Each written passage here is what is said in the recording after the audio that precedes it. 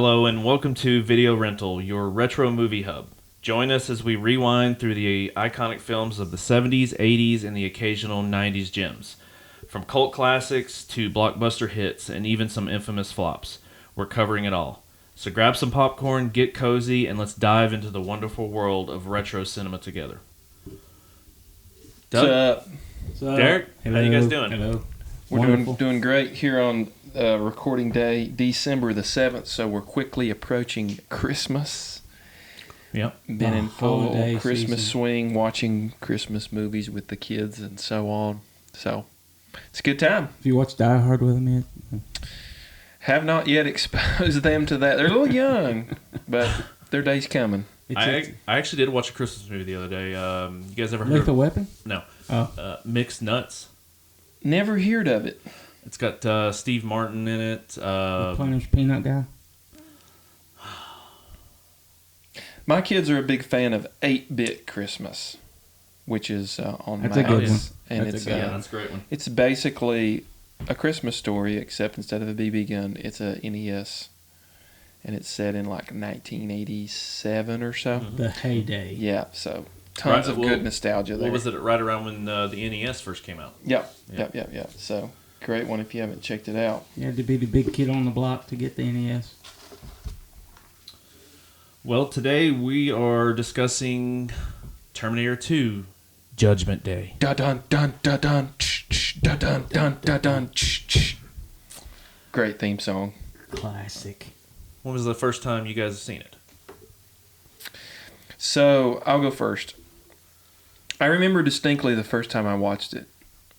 It was a Sunday night, and it was in January, and it had snowed that weekend, and we were getting out of school the next day, and so there was several inches of snow on the ground, and I saw where after football that night they were going to be showing Terminator 2 on Fox, and so because there was no school the next day, I knew I could stay up and watch it, and so I watched it, and I was probably about 6th grade, 7th grade, around in there, and I was absolutely blown away. Yeah. Changed your life forever. It really did.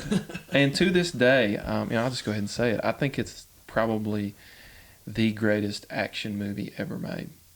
And Yeah. I still think it holds up. The plot, the acting, special effects, it still has the wow factor. Oh, yeah. Oh, And yeah. it was when DVDs came out in the mid-90s, that was one of the first DVDs I saved up to buy. Was T2, and it was a double disc. Yeah. And I've still got it. Did it have 1 and 2 in it? No, it had It's probably special it was features. special features, and it had 2 different cuts of the film. It had like the theatrical release, and then it had the director's cut where they threw in a bunch of stuff that didn't make it into the theatrical version. Which ones you prefer? Well, I mean, to me, I think it's interesting to go back and watch the director's cut because you see some of the things that didn't make it out, and to me, it doesn't slow down the pacing of the movie. There's actually some interesting special effects that didn't make it in that I thought was really cool. So, I I think mean, it if you're a just fan adds of to the movie. yeah, if you're a fan of it, you're going to eat it up and you're going to like it even more. Sometimes, they cut that out to get it under like a 2-hour window or whatever runtime, but I didn't feel like that it detracted from the pacing of the movie at all by watching that stuff with it added in. So yeah, watching it on a cold January night and just being absolutely, just blown out of my socks. It also helped that you knew the chains were on the buses, that you wasn't going to school There the next day. There was no school, man. Stayed up late. It was great. See, I remember having it on VHS, but then also when I first got it on DVD, it was a special edition case. It was literally a aluminum case that slid down on it, and it had, I think it was called like the Extreme Edition or something like that. You'll need to unlock your iPhone first. Okay. And it had the T800's face, and it was what do you call it? It's Embossed. embossed, yeah. Mhm. And I remember that was the first DVD of Terminator 2 that I had. And I do remember it kind of made me sad that I think I found one copy in the $5 bin at Walmart. Like all those years ago. I was like, man, this is so sad. This is like one of the greatest movies of all time, and it's in the $5 bin. Yeah. But, And we're now getting to that point where a lot of young kids, they don't know. They've never seen it. They have no clue. No. Even though there's been, 5 Terminator movies now? Yeah. Well, It's... Anyway. movies with the Terminator name, anyway. This movie was so huge when it came out, too. Oh, yeah. I remember vaguely in the early 90s, I would have been like 6 or 7 when the movie came out. I just remember it being huge then. And then... So I played the video game before I saw the movie. Oh. So I went to the arcade. You never played the there was a Terminator game? T2 shooter. Yeah.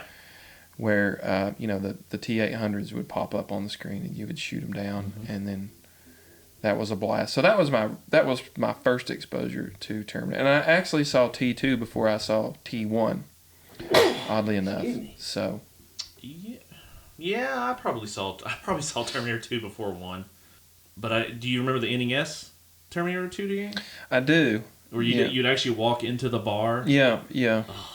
Well, when I say I never played it, I never meant on personal console. No, I remember playing it in the theater when they had the console set up. And The arcade cabinet. the arcade cabinet with the little minigun. And the machine, it was like a machine gun that would like Had that rattle. button shake, on it yeah. with the rocket launcher on it. Yeah. Yeah, that was cool. Even if you didn't know what it was just an awesome video game. That's just like an iconic cabinet to have. I can't imagine how much one of those is worth now. That thing was huge. Yeah. And I think it had 2 guns. Yeah. Yeah. Side by side. You'd always be the one who got killed. I need 50 cents, man. Yeah, that was one of those games that kind of started the 50 cent per play. Yeah. Went from 25 to 50. Yeah, Well, probably because they also cost more to make. of course. Than the older ones. Yeah. Just think of the revenue in quarters they made off that one game. Oh yeah. And honestly, I don't even remember the first time I saw it. It had to be in the mid '90s when I first saw it. I mean, it was definitely on, VHS or whatever. I do remember my brother. He went and actually saw it in theaters, and we lived near Bowcatcher Cinema, and he would walk to it, and he saw. I think from what he told me, he saw it like a dozen times. It was just one of those movies. Oh yeah. That you could watch over and over again. It's one of those you see on TV, and it don't matter what part it starts. It could start right in the middle. Yeah, Yeah. you're going You to sit stop down and and watch it. Yeah. Oh, yeah. Yeah. When was the first time you saw it, Doug? Oh, jeez. I was sitting here trying to think of it. I don't know if I remember the exact first. I think the first time I saw it was on TV. It was an edited version up late one night. Yeah. And I had the VHS tape, and I was sitting there thinking, man, how many different... I'm curious how many covers of like VHS and DVDs have they made all these years? No telling. I think the original VHS cover was the black image of Arnold on the bike. Yeah.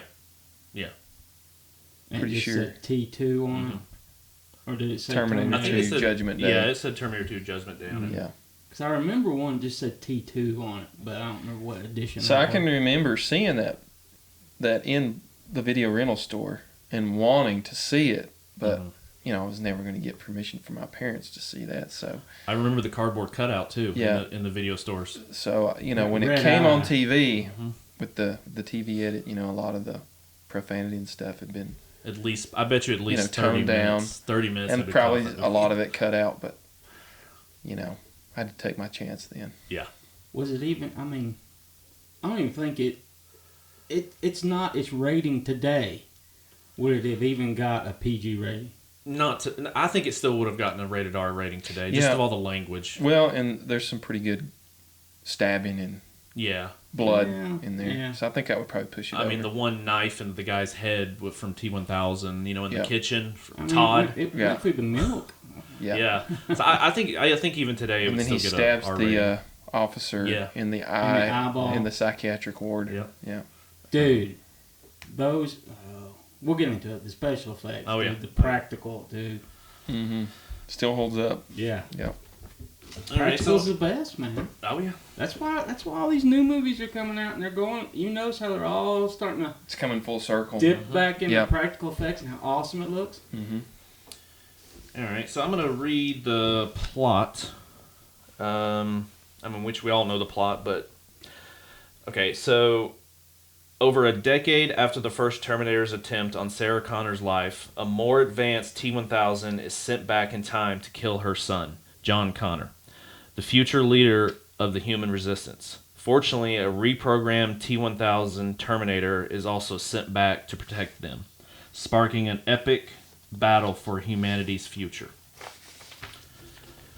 Sweet. Did you write that? That's good. What is It's a it? good little summation. Program T800. What did I say? You said T1000. It's okay. More It's advanced okay. T-1000. Fact check. I said a reprogrammed T-800. You never believe me when I tell you it's recorded. Let's talk about fast facts. How about that? Yeah, Derek, read us some facts. So the movie was released July 3rd, 1991. Man, what a great release day that would have been. Mm-hmm. Right there before the 4th. IMDb aggregate score is 8.6, which is really high. Mm-hmm. Tomato meter critic score 91%. That's really high. And audience score 95. Normally you don't get those two numbers to That high. No. coalesce. Who's So this 5% of people? I want to know. that's pretty unusual. You're about to read some, Doug. The budget was $102 million. The box office rake in was $520 million. Which back then that was like That was huge. stunning. Yeah. Today, no movie has to make $1 billion just to even. To make the news, yeah. Yeah. So that was amazing. So we talked a little bit about the runtime. It's 2 hours and 17 minutes for the theatrical release, which is still pretty long for an action movie. Usually most action movies are around 2 hours, maybe shorter. 2 hours and 33 minutes for the special edition cut, which is the one I was talking about that I have on DVD. So you're getting an extra, 13 minutes, 14, 15 minutes or so of content there. And then 2 hours and 36 minutes for the ultimate cut, and that one is which I've never seen. That's the version that has that alternate ending. Oh, okay, yes. So that's the longest. So on the version of the DVD that I have, you can choose which ending you want to see. Which I don't. I'm gonna go ahead and say I don't like that alternate ending because it totally. I mean, that ending right there ends the Terminator saga. Yeah, yeah. So the reason why I think sometimes they shoot two endings is because it's a matter of secrecy. Right. They don't want The actors they don't want it to which one's leak. showing. They don't want the ending to leak or the major twist or whatever. So, of course, that I think was probably started with Empire Strikes Back when they filmed several different cuts of I'm Your Father. Well, and also they could have. The reason they filmed that other ending is that could have been the original ending. Right. Yeah. And then maybe they like, tested it, tested it. Nobody liked it. Yeah. We don't like that. So 4 out of 6 Oscar wins in the 1992 Oscars. It won Best Sound Effects, Best Visual Effects, and Best Makeup Effects. So in the opening credits of the movie, you're going to see Industrial Light and Magic credited, and Stan Winston and that whole crew. And we've already touched on that. I really feel like, especially the practical effects, they definitely hold up. The awesome. explosions, the crashes, the action scenes where there's gunshots, and even some of the stuff where it involves melding like the CG and the practical together. It's just timeless. It holds up, and it's. I will say that some of the CG shots you can tell it was CG sort of in its infancy, and it looks a little rough. But overall, for a film that's as old as it is now, dude, it's a beautiful film. It's a beautiful cut. Dude, and the lighting is awesome. Let's in give the it night up to all the scenes. stunt man in this. All Yes, the stuff the they box did. stunts. Dude, all the cars, the truck. Yeah, I mean Crazy. the action, the helicopter scene, the big 18-wheeler Yeah. and the motorcycle chase in the dirt bike with the culvert there. 32-speed transmission. We'll get into that. Yeah, we'll get and then into the all ending, man. So this is like for a kid, 12, 13-year-old kid. It's a smorgasbord of action. It's just wonderful. Definitely some eye candy there. Let's talk about the cast. So, leading star role as the protagonist, you've got Arnold Schwarzenegger, and of course, this was heyday Arnold time.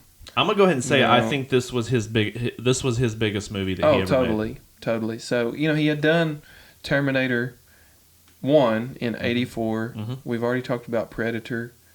He'd already done Commando. I think Last Action Hero was later on in his career. Yeah. Jingle All the Way, as we talk about Christmas time. That's a little bit later on in his career. But this was, in my estimation, this was like the peak of Arnold power, action. Yeah. It doesn't get any better than this. And this was a time, early 90s. I mean, everything he touched turned to gold. So couldn't do anything wrong. Yeah, and if you're from our generation, it was constant. It was like Sylvester Stallone and Arnold Schwarzenegger. Back and forth. Who was going to be the biggest action star?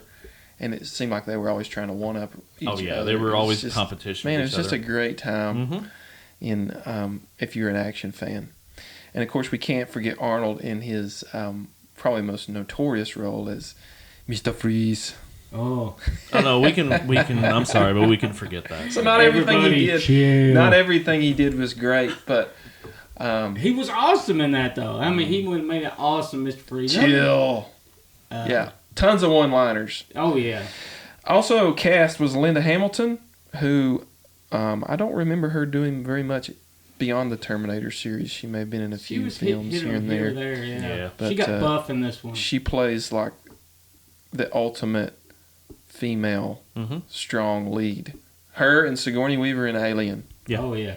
And Aliens are like the epitome of the strong female lead, which Hollywood has gone overboard with now. But to me, those are the two strongest versions Would of you that. think this was like the beginning of era of the leading man, the big hulking man is starting to take a back seat to a strong woman at this point?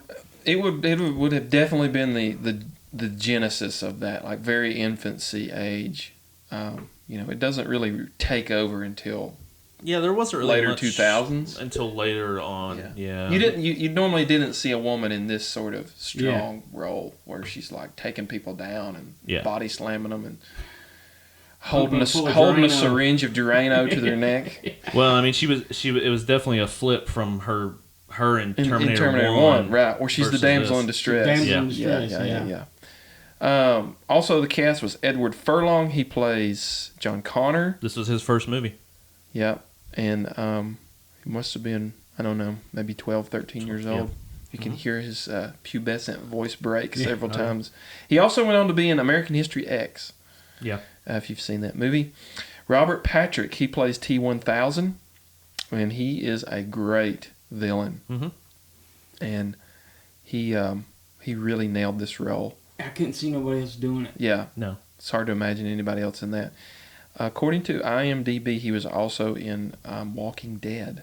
So for you deadheads out there, just go try and look that up and find out what episode he's in. Yeah. Earl Bowen, also in the cast. Joe Morton, he plays Miles Bennett Dyson. And if you've seen Batman v Superman, he is Cyborg's father. He's been in everything. I mean, everything throughout the years. He's a good, solid actor. Also in the cast, Jeanette Goldstein, S. Eptha Merkerson, Castulo Guerrera, and Xander Berkeley. Not so much up to speed on those cast members, but I believe Jeanette Goldstein was in Aliens. She was the tough. Oh yeah, the tough one in Is Aliens. she the foster mom? Yes. Wolfie's fine, son. Screenplay was by James Cameron, and of course that's a name we all know very well. Not only did he do T1 and T2, but we know him from Titanic, Aliens, Avatar. Yeah, I mean, and probably more. Yeah. To me, of all the James Cameron films, this one is my favorite. Probably Aliens would be second, and then I would put Titanic there. Not so much a fan of Avatar, but everyone is entitled to their own opinion, or as we say it in this circle, everyone's entitled to be wrong. That's right. William Wisher, also on the screenplay. I really like the screenplay. I like the dialogue. I like the way they advance the story. Mm-hmm. They advance the characters. They get a lot more depth into the story. It's more open fleshed world. out. Yeah, like they really show what's been going on. Mm-hmm. Well, they do several flashbacks. Yeah. They do so much with such little dialogue. Mm-hmm. Like with Arnold and the T-1000, they don't have to say hardly anything. Mm-hmm. They just, They even interject some humor in a little bit in Arnold's or T-800's development. Like he has his moments there where you kind of chuckle a little bit. And in Terminator 1, you didn't laugh at all. Well, and especially in the special edition, uncut edition, whichever you want to watch, they show a little more of him becoming human, basically. Human. Learning human behavior. Yeah. There's a great scene where they are in somewhere in the desert, and they take the lid off of that cache of ammo, and Arnold goes down in there and he picks up the minigun and kind of turns around and smirks a little bit. Yeah. Filming locations. It was filmed in Los Angeles and Southern California. Music by Brad Fidel, and what a great theme song this is. Give it a listen.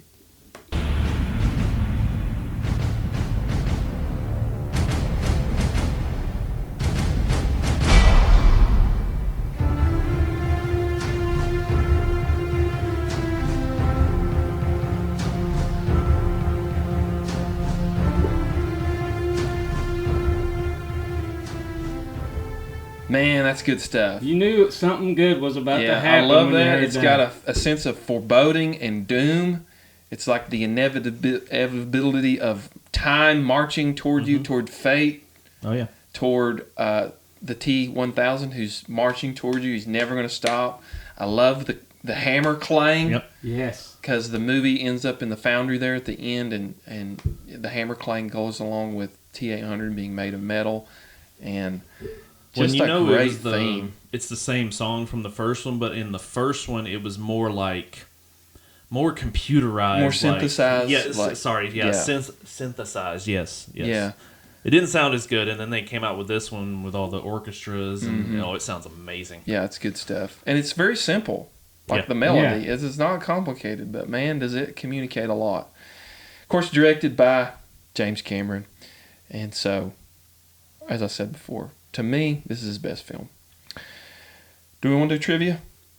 Yeah, go for it. Okay. It's trivia, not trivial. So let's look into this. Robert Patrick, who played the T-1000, undertook a rigorous running regime and practiced breathing only through his nose in order to appear to be a cyborg that could run at high speeds without showing fatigue. He had to train so hard that he was able to catch up with Edward Furlong on his dirt bike with ease. Wow. And he does do a lot of foot running in this movie. I'm thinking about, chasing him out of the parking garage. Chasing him, out of the mall parking garage. Mm-hmm. Chasing them out of the psychiatric ward where he's running and climbing the back of the car. With Well, they had to especially that dirt bike scene. They actually had to tell him to slow down because he kept on catching up to him. And they're like, no, we don't want you to catch him. You got to slow down. I remember something from the special features part of the DVD where Robert Patrick was talking about the look that he created for his, that menacing sort of like empty stare. Yeah. Cold. He said that he based it off of a cat. Okay, yeah. Really? Like a cat, like a jungle cat looking on the horizon, hunting for prey. And when he kind of tilts his head down and his eyes are sort of slanted a little bit, you could sort of see that a little bit in the way that it's shot. Linda Hamilton's twin sister, Leslie Hamilton Guerin, I'm sure I butchered that, was used as a double in scenes involving two Sarah Connors. For example, when the T-1000 was imitating her, and in a scene not in the theatrical release but on the DVD as mirror images of Linda. That's cool. Didn't know that. By the way, Nathan is the one. He's the research nerd here. He looks up all these trivia facts, and so as One you're of us has learning, to do I'm learning. research. Absolutely. The effect of the T-1000 freezing and breaking up, which, by the way, first time you see that, is that not amazing? Dude. It's just mind-blowing. When he's walking, you can hear his feet sticking, and then that leg breaks. And that scene where Arnold turns around and shoots him, and he just bursts Blows into apart. 1,000 pieces, that is, still to this day, it's a great scene. Oh yeah, I had to rewind it when I was watching it several times. Yeah. And that's a great moment in the action because you think, oh, that's it. They got him. Yeah. And then, of course, he heats up and the metal comes back together again. So you definitely get that sense as you're watching this. You're like, this thing is unkillable. Oh yeah. Oh yeah. And you just thought watching the first one, you're like, man, the T-800, he's like, he's impossible. Unstoppable. And yet they really upped the bar with the T-1000 and I actually watched the first one the other day, like after I did all this, and I was like, I'm gonna go back and watch the first one, and I was like, man, he is unstoppable. But then the T-1000 just takes it to the next level. Mm-hmm. Well, you see him that first time when they got the shotgun, and he grabs it. Yeah. And he thinks he's gonna just take it from him. He's like, oh, I can't move his arms. Yeah. So. The freezing and the breaking up was achieved by filming shots of an amputee fitted with prosthetic and of Robert Patrick with his real limbs buried underneath the set. Clever editing makes the effects appear almost seamless. Isn't that That's awesome? cool. Wow. I didn't know that. So they got really creative in the way they achieved some of these shots. There was concern as how realistic the CGI would look when it came to the helicopter going under the bridge. So the pilot just did it for real. Dude, that was cool. I was sitting there thinking, man, that pilot had to have nerves of steel. And the dude didn't say nothing. Okay. Yeah. He just fell out. As you can tell, I've probably seen this movie a few times. Many, many times. Well, I'm going to go ahead and tell you now, when I was doing all this stuff, I've seen it. I watched it 4 times. Okay. I watched it 4 times. I could not stop watching it. I watched it a couple times doing research, and I was like, you know what? I'm going to go back, watch it again, and then I found the special edition on Amazon. Mm-hmm. It was like $6, and I bought it. Mm. And I watched it, and I was like, man, this is such an amazing movie. Yeah, I've watched it so many times. So you got that 91 bug where you had to go back and watch it over and over and over. Yeah. Michael Biehn was the first choice for the role of the T-1000 in a complete reversal of roles with Arnold, who was now a hero. However, this idea was abandoned, and it was judged just too confusing for viewers. Good call. You got to have Arnold. Yeah. I think that would have been kind of see. I think that kind of would have been unique to have him come back as the T-1000. That would have really messed with Sarah. Yeah. Oh yeah. Yeah, it would have. But you got to have Arnold. Well, no, they would still have Arnold. But he would have been the bad guy again. No, Arnold. No, they wanted Michael Biehn to be T-1000. No, yeah, they wanted him to be. Oh, okay. And yeah, Arnold, I got you. Yeah.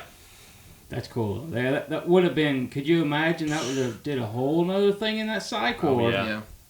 I don't know. It's still hard to imagine.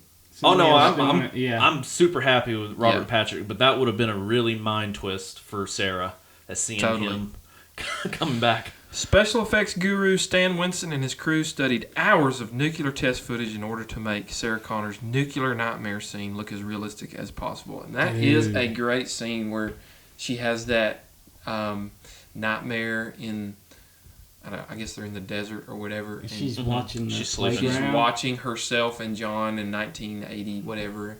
And then the nuclear explosion happens and she gets completely vaporized hanging on to the... I mean, that's truly a dark and visceral scene because she's like screaming as she's melting. And she's getting torn apart. Yeah, she's still. You even kind of reminds you of the Nazis at the end of Raiders of the Lost Ark. The faces melting. Face melting. Yeah, it's kind of like that. Mm-hmm. Except I think this is even greater detail. I wonder if that was her twin sister, where they gave her it might have been the original Terminator hairdo. You know, she had the crimped hair and everything. That was probably her twin sister. Yeah. So to achieve this look, a miniature Los Angeles was made to simulate the scene. Some of the materials used in the miniature that mimicked The destroyed masonry were matzo crackers and shredded wheat. After each take, it would take on an average of 2 days to set the model up and shoot again. Wow. In late 91, members of several U.S. federal nuclear testing labs unofficially declared it, quote-unquote, the most accurate depiction of a nuclear blast ever created for a fictional motion picture. Wow. That probably held up until Oppenheimer came out. Yeah. Could Which, if you imagine haven't seen, you need to see that movie. It's amazing. Could you imagine those guys like, okay, we got to put this back together Yeah, in gosh. 2 days? Special effects team members have stated several times that no scene they worked on since has received an equivalent amount of praise or emotional feedback from viewers. Wow. Thank you, Derek. Yes. Doug, do you want to read us some reviews and see what the people think about this movie? Let's see what the people... See if there's any of these 5% of the people in here that doesn't like this, and we can understand what's going on in their mind. Okay, the first one's a 10 out of 10. Movie that everyone should see. I agree. User 851222. And that was in 2008, and they're from Lithuania. Wow. That's cool. Let's see what they say. Wow, the best word that can describe this movie is wow. Not only to say that this is the best action movie of all time, this is probably one of the greatest movies ever made. The people in my country watched this film when they were limited VHS cassettes at all. And again, my favorite director did an timeless, epic masterpiece. Yes, an epic. Every scene in this movie is beyond perfection. The timeless plot, wink, wink, groundbreaking effects, unforgettable, hasta la vista, baby.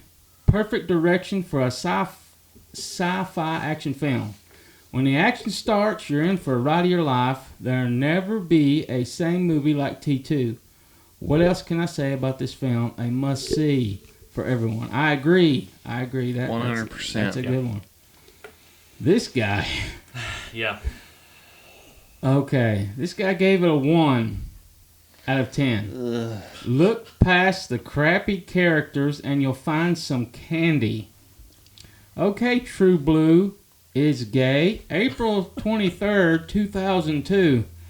I can't believe the number of fools which liked this sequel, and that was what it was. Better than the original.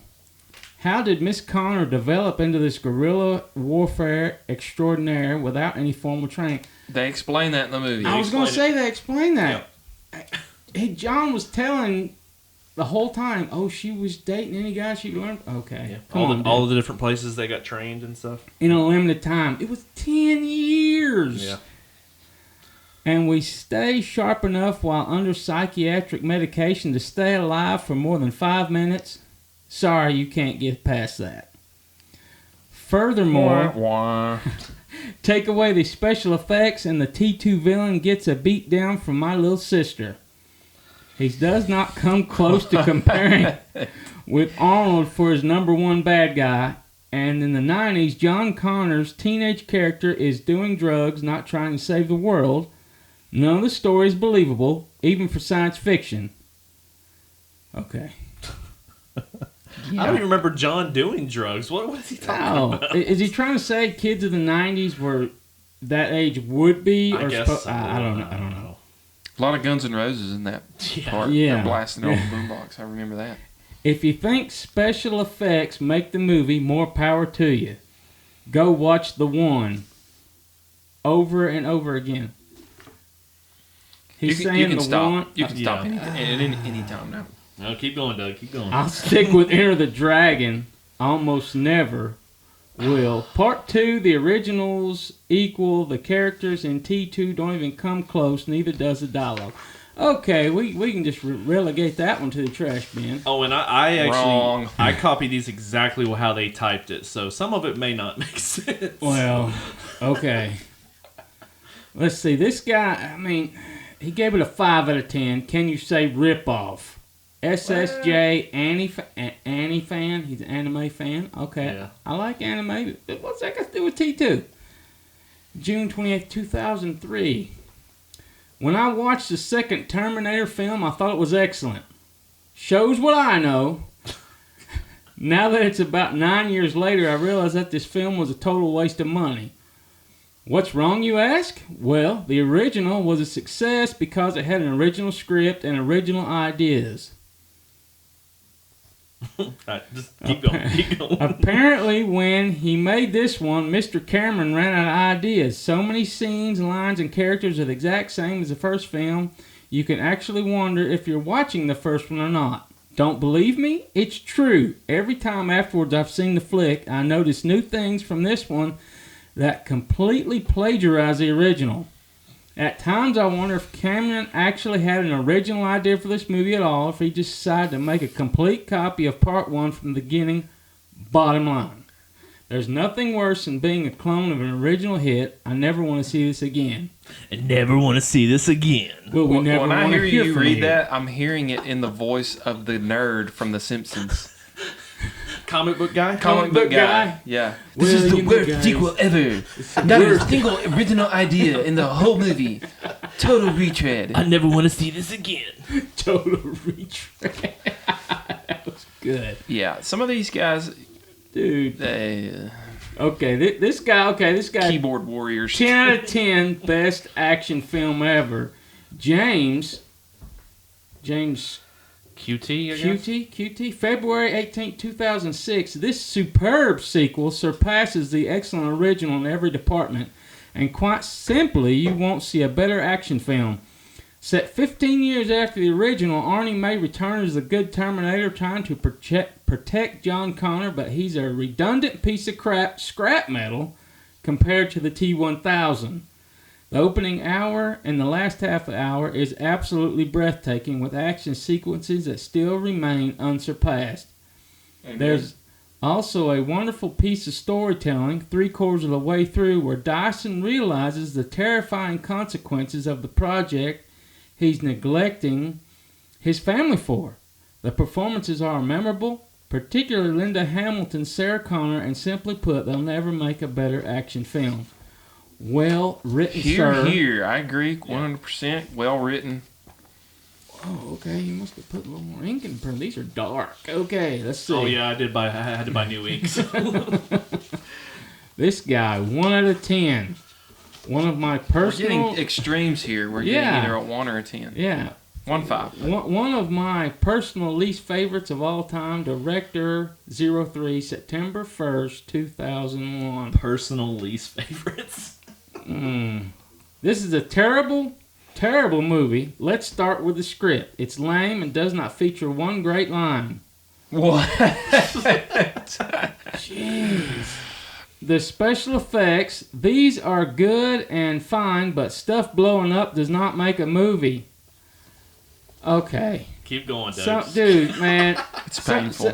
Michael Bay Nails is like on a chalkboard. He's like tingling somewhere right now. Think blowing stuff up doesn't make a movie. The emotion of this movie is no way touching or anything else like that, as the back cover would make you believe.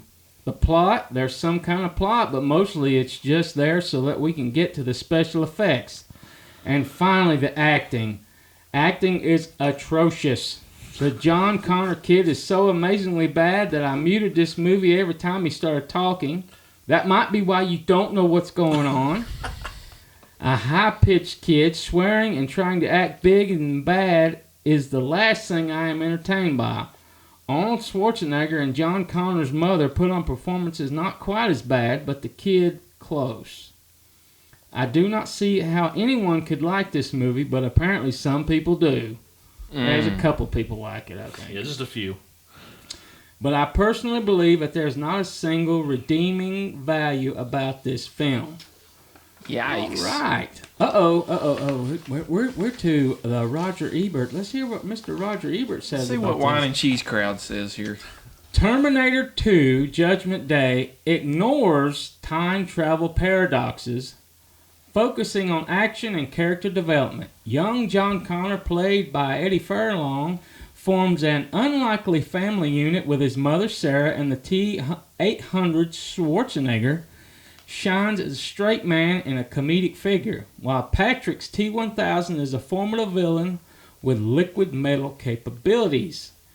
The special effects crafted by Industrial Light and Magic showcase T-1000's regenerative capabilities and liquid metal appearance. Director James Cameron balances action and drama, tempering violence while delivering thrilling car chases, explosions, and fight scenes. With its intriguing hero, fierce heroine, and gripping storyline, Terminator 2 is a classic sci-fi action film. 3 out of 5. Oh, 3.5 out of 4 stars. Oh yeah, you need that. That's good. That's a good rating. Good review. That's a good one. All right. Thank you, Doug. Yes, sir. Yes, sir. Yeah, I know it's a struggle going through some of those. Dude, I mean, you want to... That's why I kind of put one in the middle of the road. It makes you wonder, what do these people think is a good movie? Really? Yeah. When they give it a 1. A 1. Well, apparently that one guy thought the one and what was it? Oh, the Jet Li movie? Jet Li movies. He thought that was better. So. Oh man. Well, I mean, people like that. It was the ones you would love to play dodgeball with, so you could hit him in the face with the ball. It's like, yeah, that guy, bam. Okay. All right. Thanks, Doug. Yeah. Thank you for making me read that. Yeah, you're welcome. You're welcome. All right, so we're going to get into our scene-by-scene breakdown. All right. Scene 1. I always have trouble with this word. Post-apocalyptic Los Angeles. In 2029, Sarah Connor's voiceover recounts the events of Judgment Day, where machines have taken over the world. A reprogrammed T-800 Terminator, Arnold Schwarzenegger, is sent back in time to 1995 to protect John Connor, the future leader of the human resistance. Meanwhile, a more advanced T-1000 is also dispatched with a singular mission to eliminate John Connor. So, the first opening scene where you get the futuristic battle and you get the skulls on the ground, rusted out cars. Scared me so much and then every the time. foot comes down and crushes. You knew in the first 30 seconds, you're like, oh my gosh, what is this? And then, you've got the battle that takes place with the flying machines and then the battle tanks. Little tanks are T-600s? Is that what those are? T-600s? You got the lasers. That is an awesome opening to a movie. So you're thinking like, this was stuff they teased in Terminator 1 and left it to your imagination. They showed a little bit just kind of when Kyle was dreaming, but nothing like this. Yeah. Well, when he was explaining the phaser burns on his back and stuff like that. I mean, it just shows the stakes. I mean, you see the stakes when you see that track come in crushing those skulls. You just, this is serious. There's a lot it's like something stakes. out of a heavy metal song or something. Yeah. It's so awesome. And I love the way that the movie starts. Especially when you see the armies of T-800s just marching in unison, and they're like dual wielding those machine guns. Which was actually a mixture of practical, and there was actually, if you look in the background, there's a little bit of stop motion animation. There's no CG there. You'll see one. They apparently they tried to do stop motion. They were gonna do stop motion, but they just thought it looked a little too slow. Jerky kind of? So you see one in the background. Okay, but it was all practical. They built it full size real. I mean, that's why it looked so. Wasn't awesome. there like a ride at Universal Studios or something that was that part of the movie where you were in the battle? Somewhat, yeah. Okay, yeah. I was going to read the first scene of Terminator 2 in which the nuclear apocalypse is depicted costs more than the entire first film. Oh my gosh! Wow, just that first scene. That first minute and a half or whatever. I could see that. Yeah. Well, and then we also get the part where we see the T-800 and the T-1000 come back, or not come back, but come from the future. Yeah, and that's that echoes from the first one because that's how the first one starts out. With, Arnold come first, and we don't know. We thought it was Kyle Reese. Yeah, come second, so it was. Well, and that was one thing in this movie is they tried to hide it, see who was the actual villain in this movie.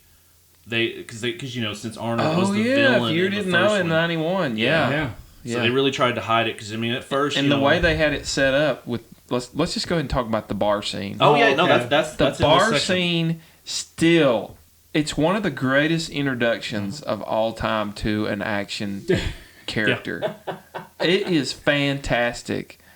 I absolutely love that scene, especially with Bad to the Bone playing and him riding off on the bike. Arnold just walking into this bar. This dude is menacing as he is, and he just walks in there butt naked. And all the ladies notice. I need your clothes, your boots, and your motorcycle. Yes. Well, great line. Speaking of the biker bar, it says there was a problem Cameron had with the biker bar scene, though.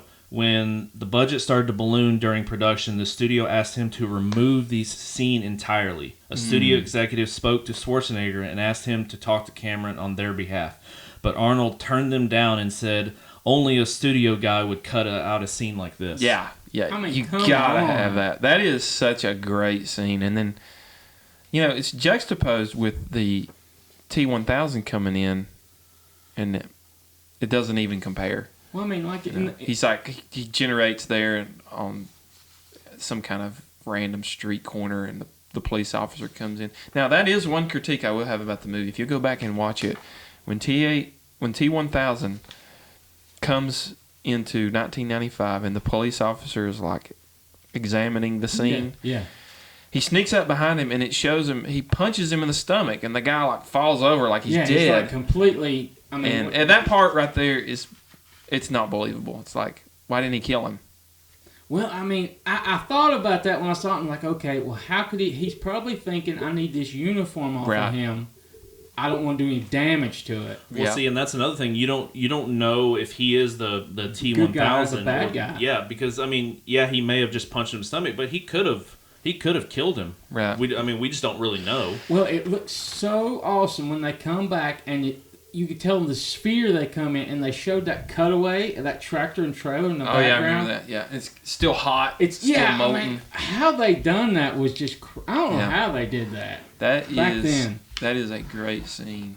Only thing I him had... beating up all the bikers and, It showed him, dissect the whole rear of that trailer, and you see it cut in half all those tires, but they were still holding the trailer up. That's wild. The air ain't in them things no more. I love that how, right as he's leaving the bar, the bartender comes out and, I can't let you take the man's wheels. I can't let you take the man's wheels, and son. then he walks up to him, and he reaches, and the guy flinches, the bartender flinches, and he grabs the sunglasses, and then you got Bad to the Bone going, and he grabs the shotgun and puts it in the back, and I mean, it's just, wow. I mean, when he walked up to the guys in the first one, it was Bill Paxton and that little crew there, and he was getting their clothes. Yeah. I mean, So it says Arnold was paid $75,000 for his first role as the Terminator, but in this one he made $15 million in this one. Wow. Mm-hmm. Well, I mean, they still come out all right. Well, he was a bigger star, draw, because in the first one he was pretty much a nobody. I mean, he'd done a few small roles, but it was older people that knew him from Conan. Yeah. Mm-hmm. I just got some few facts here. Says Schwarzenegger told Cameron that he would like to play both Terminators, but the director thought that this would be too gimmicky. Mm-hmm. He also pointed out that it would involve spending even longer in makeup than for playing one role. And then I got one last one here. Schwarzenegger returned from the Terminator, and the first time we see him in the film is very similar to his arrival in the first movie. Lightning cracks, smokes, and explosions, and a naked Arnold appears. Also during filming, a random woman, this is in the bar scene, a random woman wandered into the bar thinking it was open and was confronted by Arnold wearing a pair of Bermuda shorts. He said, "It's a male stripper night," and she made a hasty exit. That's awesome. It's male stripper All right, night. what is scene 2? All right, scene 2. We meet 10-year-old John Connor working on a dirt bike while living with foster parents Todd and Janelle. Sarah Connor is in a psych ward run by Dr. Silverman. Silberman. Meanwhile, the T-1000 investigates on the location of John Connor. Dr. Silberman remains unconvinced by her anonymous warnings of a dystopian future. We meet Miles Dyson while working for Cyberdyne Systems. Yeah. So, I remember still to this day laughing at the scene where John Connor's little buddy, the redheaded dude, he's got a radical mullet. Dude. You know what he's from, don't you? Tell us. Salute Your Shorts. Remember the Nickelodeon show? Yeah. Salute Your Shorts? Salute Your Shorts. I remember now. Yeah, he's the one that in the song he would say, oh, what was it? They were singing their motto to their song, and it was something like, and sniff your butt, and then he'd get in trouble in the song. It was in every opener. But yeah, that was probably the biggest thing that he's known for. So he had a pretty radical mullet. So there's a lot of good nostalgia from the mid-'90s here in this scene, or early 90s rather. You get a boombox. Yeah. You get a mullet. You get acid wash jeans. A dirt bike. You get a dirt bike. You get a video arcade a little bit later on where he's playing like Missile Command, and he's playing Afterburner. Yep. I mean, you get a front row seat to the two haircuts. Mall. The two haircuts from each one. His friend, you had the mullet, spiked up mullet, and you had the John Connor kind of... Well, it's almost like 80s. Yeah. Meeting the 90s. 90s. Yeah. And then the whole battle in the mall. Yeah. Another thing I noticed on a rewatching this... Oh, we're not there yet. There's a lot of Pepsi in this movie. I wonder how much Pepsi... I remember Pepsi commercials. Arnold was in some Pepsi commercials. I wonder how much Pepsi, paid or however that deal worked out, because there's a lot of Pepsi in this movie. This was a few years after the whole Michael Jackson debacle, so you know. But you're also reintroduced to Sarah Connor in the psych ward, and the first part you see her is she's gone full on G.I. Jane. Yeah, pull ups. And she's doing pull ups in the room there, and she's buff and feral. I always felt sweaty, and I always felt like Dr. Silverman was always trying to make a career out of her. Yeah, I feel like that was the impression I got from him in this movie. Like he was trying to. Well, he was usually teaching all those students about this is his patient. Yeah. And remember, he's in the first one. Yeah. So, and I think he might actually be in the third. He is in the third one. He is in the third one. Yeah, he gets freaked out when he sees Arnold carrying that coffin. Yeah, that's right. there. Yeah. So, this is a good setup scene because you meet John Connor as a boy. Mm-hmm. You see what's happened to Linda Hamilton in the intervening years, and how basically she's just a victim of a mad scientist. And how awesome is it doing what he did? John Connor was doing an expo dump, but the way they did it, where it still be entertaining. He was talking about his mother to his friend because his friend found that picture of her. That famous picture for her in the Jeep, at the end of T1. And he was explaining, well, apparently the guy wasn't listening to when he had the TV muted. He didn't know her whole backstory. Mm-hmm. Yeah, why she was this way. It's a cool scene where they go into Cyberdyne and you see the leftover chip from the skull of the and the previous arm and the arm. That's really cool because and you get maybe a little bit of dialogue there. I think where like one of the aides is like, "Where did it come from?" And he's like, I asked that question. This is Miles Dyson. Yeah. I asked that question years ago, and they told me don't ask. Yeah. And right before Sarah that's was a good talking tie-in. to the... that's a good tie-in to the first movie. Yeah, she was talking to Dr. Silberman, and she's like, well, you killed the first one with the press. And nothing was found there. Right. Yeah, and she's like, that's very convenient, isn't it? Yeah, for the company. Yeah. And then there it is. But yeah, and I love the way that tech from the future sent back to our time is now being used for the technology to develop Skynet. Yeah. I love how that ties that in. And it's kind of one of those scenarios that you play in your head all the time, like, man, if I could go in the future and bring something back, like if you could go back in time and take like a machine gun to the Civil War era, how would that, and it plays on that sort of mind experiment in the movie in a real interesting way. And you think in your mind, well, if we took future tech and brought it back, man, humanity would be far advanced in that alternate timeline. But the movie says, nope. Yeah. You bring that future tech back, we're just going to destroy ourselves It's with it. your own destruction. Yeah. Yeah. I remember there's a deleted scene in the first movie of after Sarah gets taken away by the ambulance and all that stuff. You see two guys walk up and they see the arm, and then it like the camera goes out and it's that they were in Cyberdyne Systems.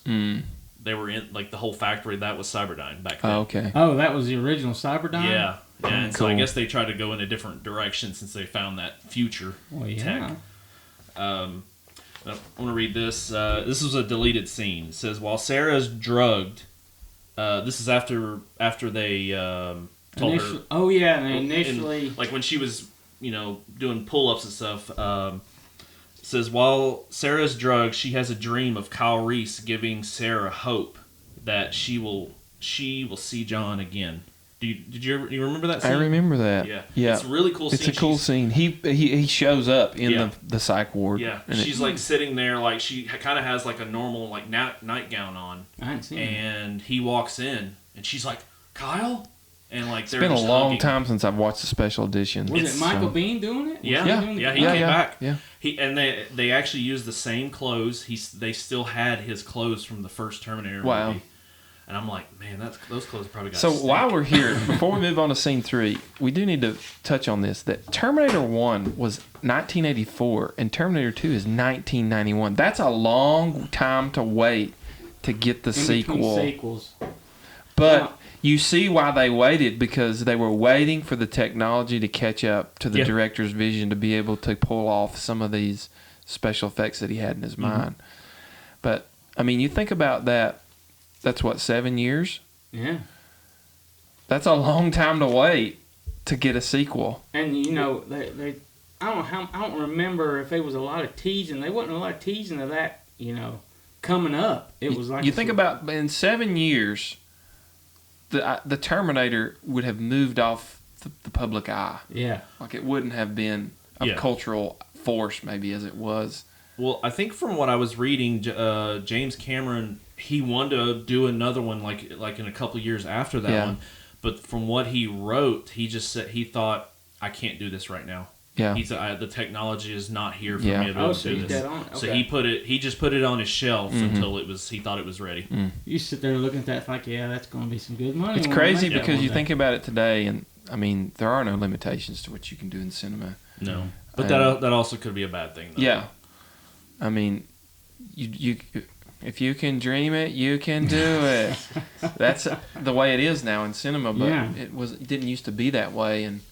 But they're racing so fast in it, and it just doesn't look good. It doesn't hold up. Yeah. And now what we just said, they're sliding back into those old stuff, tried and true. Before we move on to scene 3, there's one more thing that happens here as they're on their way to the mall. That as a kid, when you watch it, you're like, that is so awesome. When they go to the ATM he puts the little laptop into the card inserter. Yeah. And he withdraws the $300 or however much it is.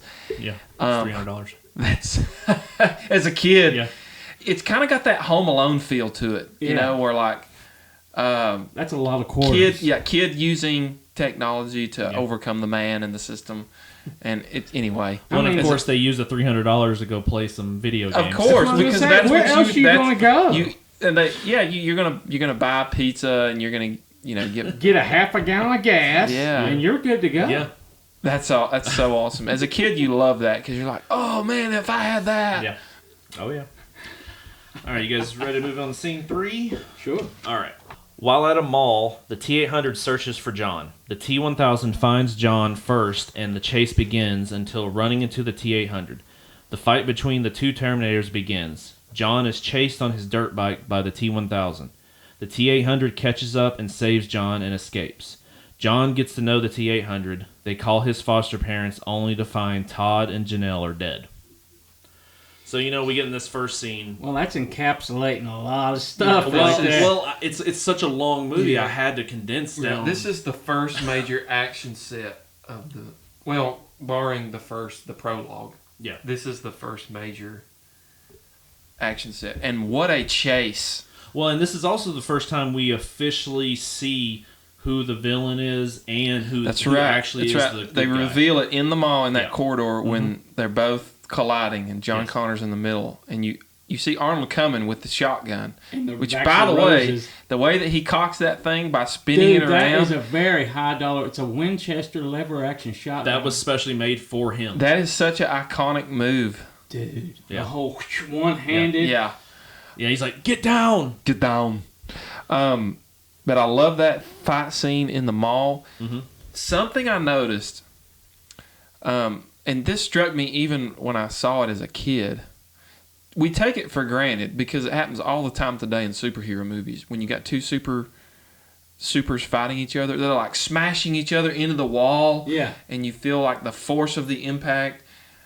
I think this was probably the first film in at least my memory where they're fighting like that and they're smashing through block and you can feel it and you're like, you never seen anything like that before, and you're like, man, this is really what it would be like if you have these huge metal skeletons, like the sounds of them crashing into the concrete. I'm thinking about Man vs. Steel because you know that whole destruction scene of Man vs. Steel, Man of Steel, where Zod and Superman are fighting at the end of that movie. When they're destroying New York. Yeah. They realize how strong they are. That started here. Yeah. In this corridor where they're smashing into the walls. And that was a part when the T-800 realizes how strong the T-1000 is. Yeah. And they start, oh, dude, I just got goosebumps. Well, so it says when the T-1000 is shot, his metal body appears to burst open. Oh, yeah. The effect is achieved without CGI. A spring-loaded mylar prop in the shape of a flower would pop open, operated by a remote control.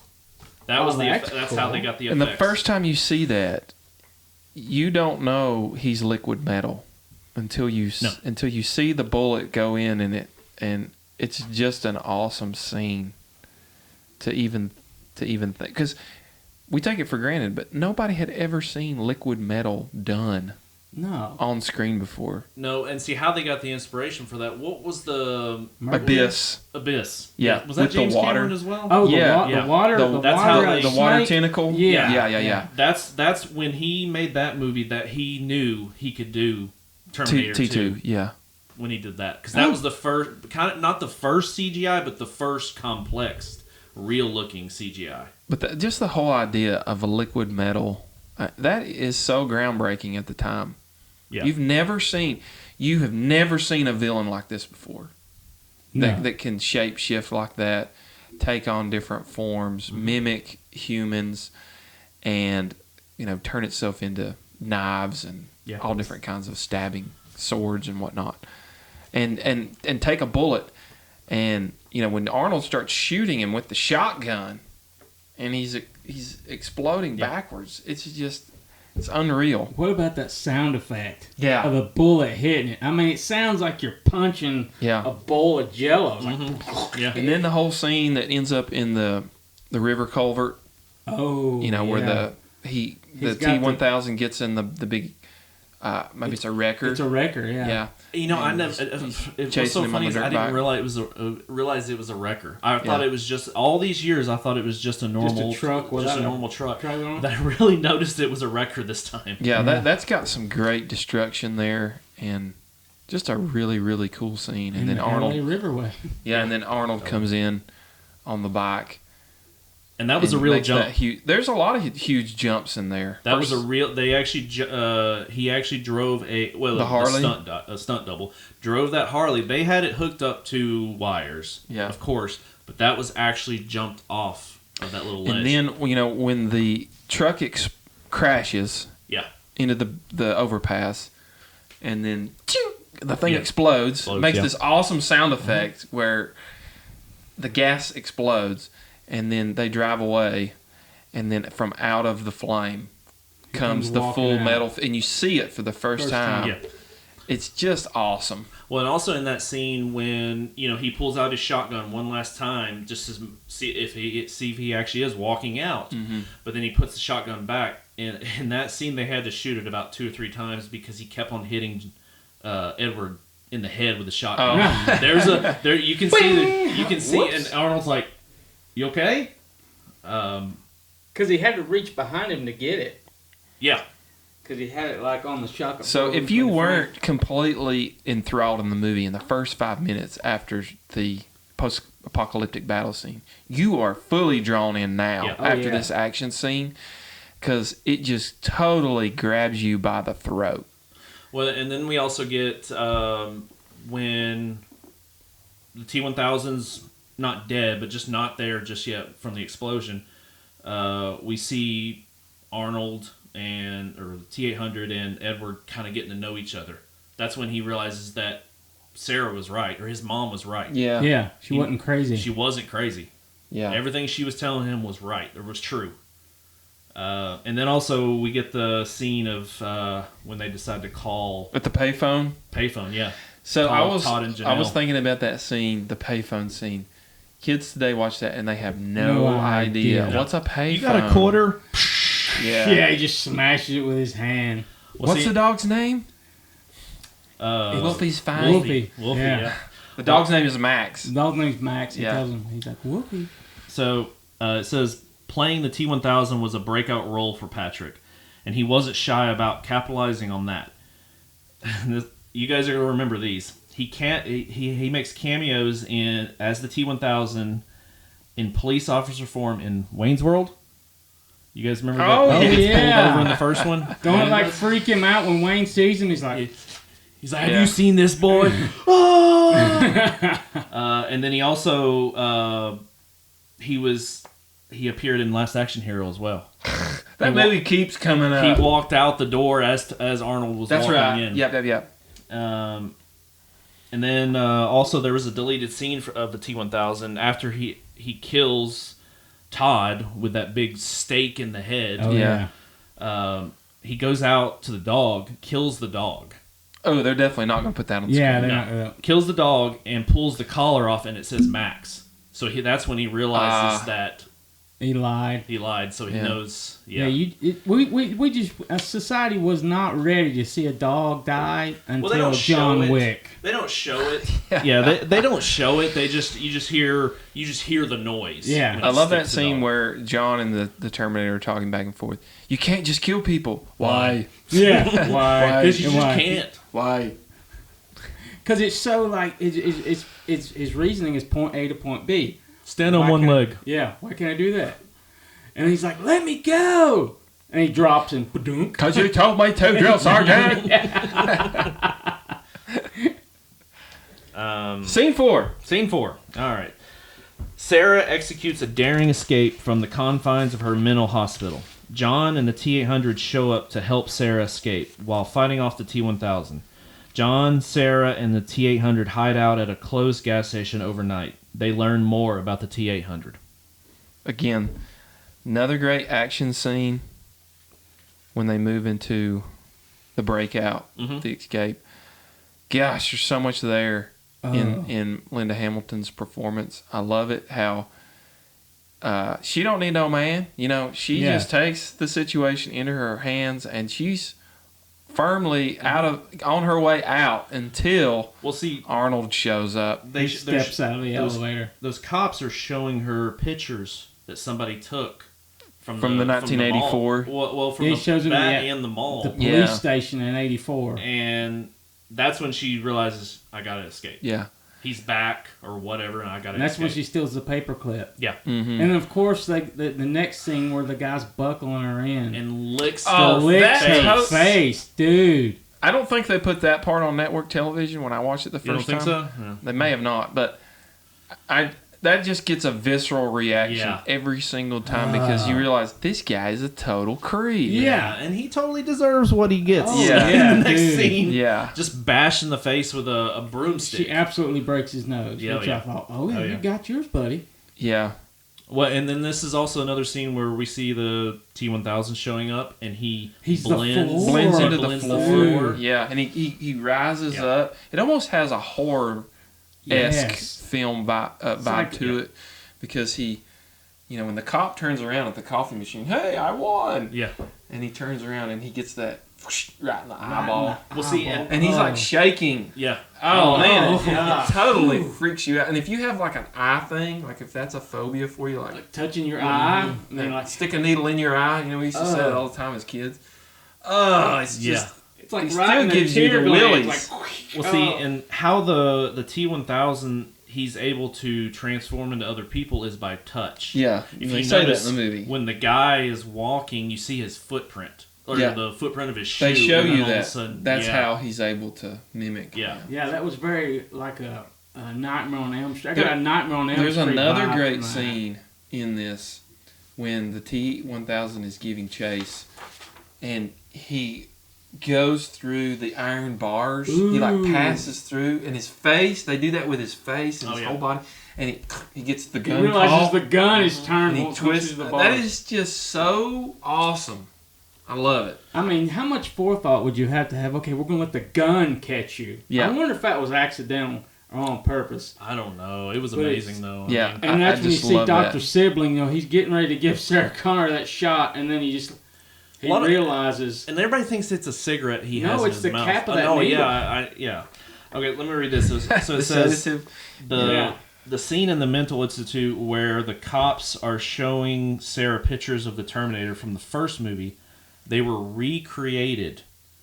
Those are not actually from the first movie. You can watch some behind the scenes stuff. They take Arnold, they put him back in his Terminator 1 clothes, and recreate that hallway. Dang, man, that's a lot of work just for an old. one little grainy photograph. Yeah. And it was, Well, because there was no that's just how because they wanted to make it look like surveillance footage. Wow. yeah.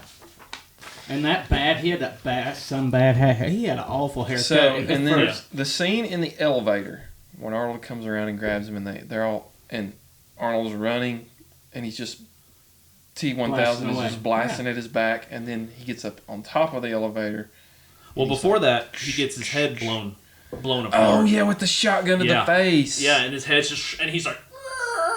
Yeah. Yeah, that's when you get the it's like metal on And that was metal real. shrieking. That was all real. That was all practical. That was not CGI. I mean, when he formed it back together, that was CG. But that And was all then Give it practical. as up they're to Stan escaping in the Winston, man. police cruiser, he grabs onto the back. Yes. And he's Yeah. all clawing his way up with the busting through hooks. the glass. Well, It's just an iconic scene, man. in that scene with the cop car, they're driving backwards. I don't know if you guys have ever noticed this, but I've noticed this a lot of behind the scenes stuff. They rebuilt that car to drive backwards like that. If you look, you can see the driver. How they get away with it. It's supposed to be John. Sitting back there. Yeah, but you can see the driver. He's actually he's sitting in the trunk, driving the car backwards. Oh, that's when he jumps off that little embankment. Yeah, Where he that does whole the scene. 360, the little Yeah. 180. I mean. So they made the car to drive Yep. forwards, backwards. Backwards, yeah. That's Okay, cool. that's Yeah. cool. But yeah, that's when he grabs onto the back of that police cruiser. It's kind of got that. Again, I reference Indiana Jones. Yeah. Raiders of the Lost Ark when he's getting on the back of that Nazi truck. Yeah.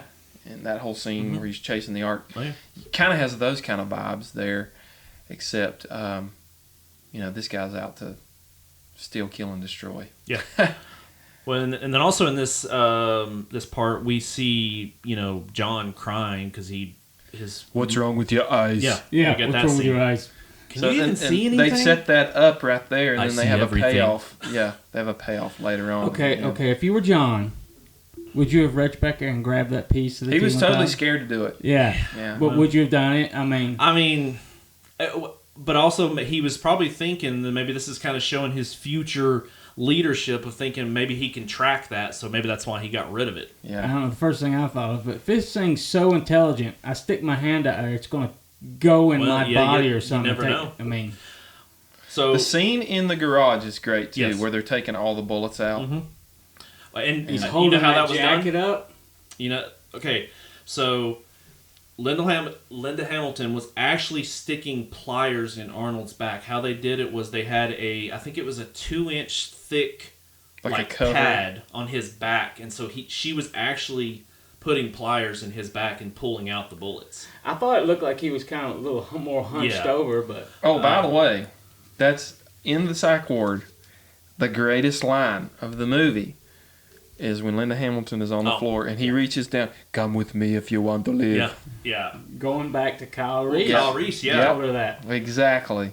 So speaking of the gas station scene, there's a deleted scene or an extended scene in that part where John's asking about the chip.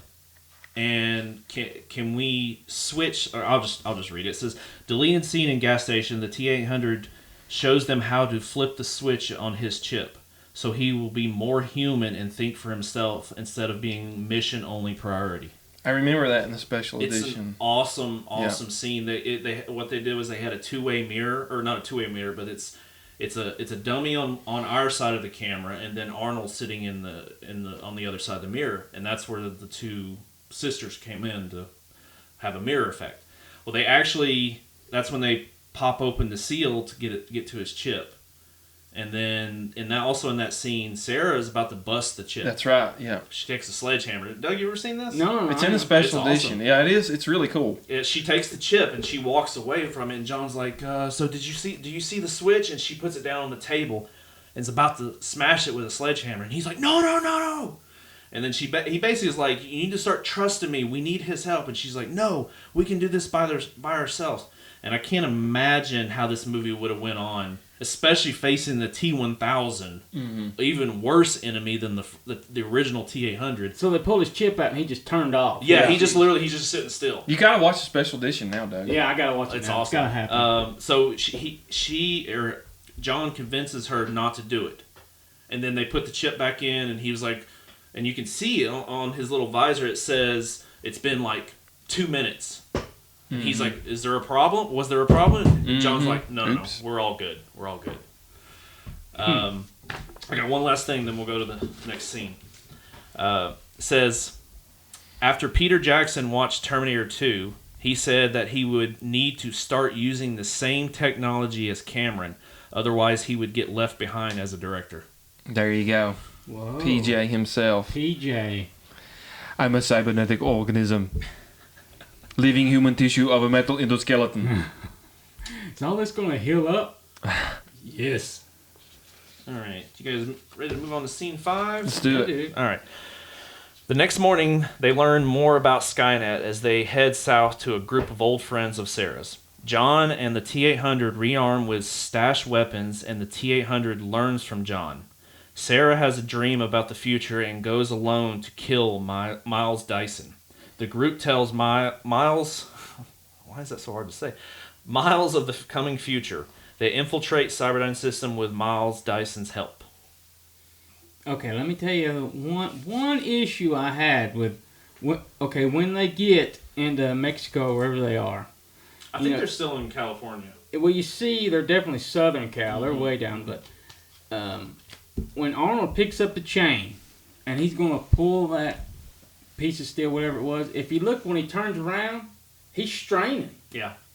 Did you know what I'm talking about? I do. I know you watched it 5 times. That's what I'm saying. I watched it 4 times. I was like, if he was really, he wouldn't be straining.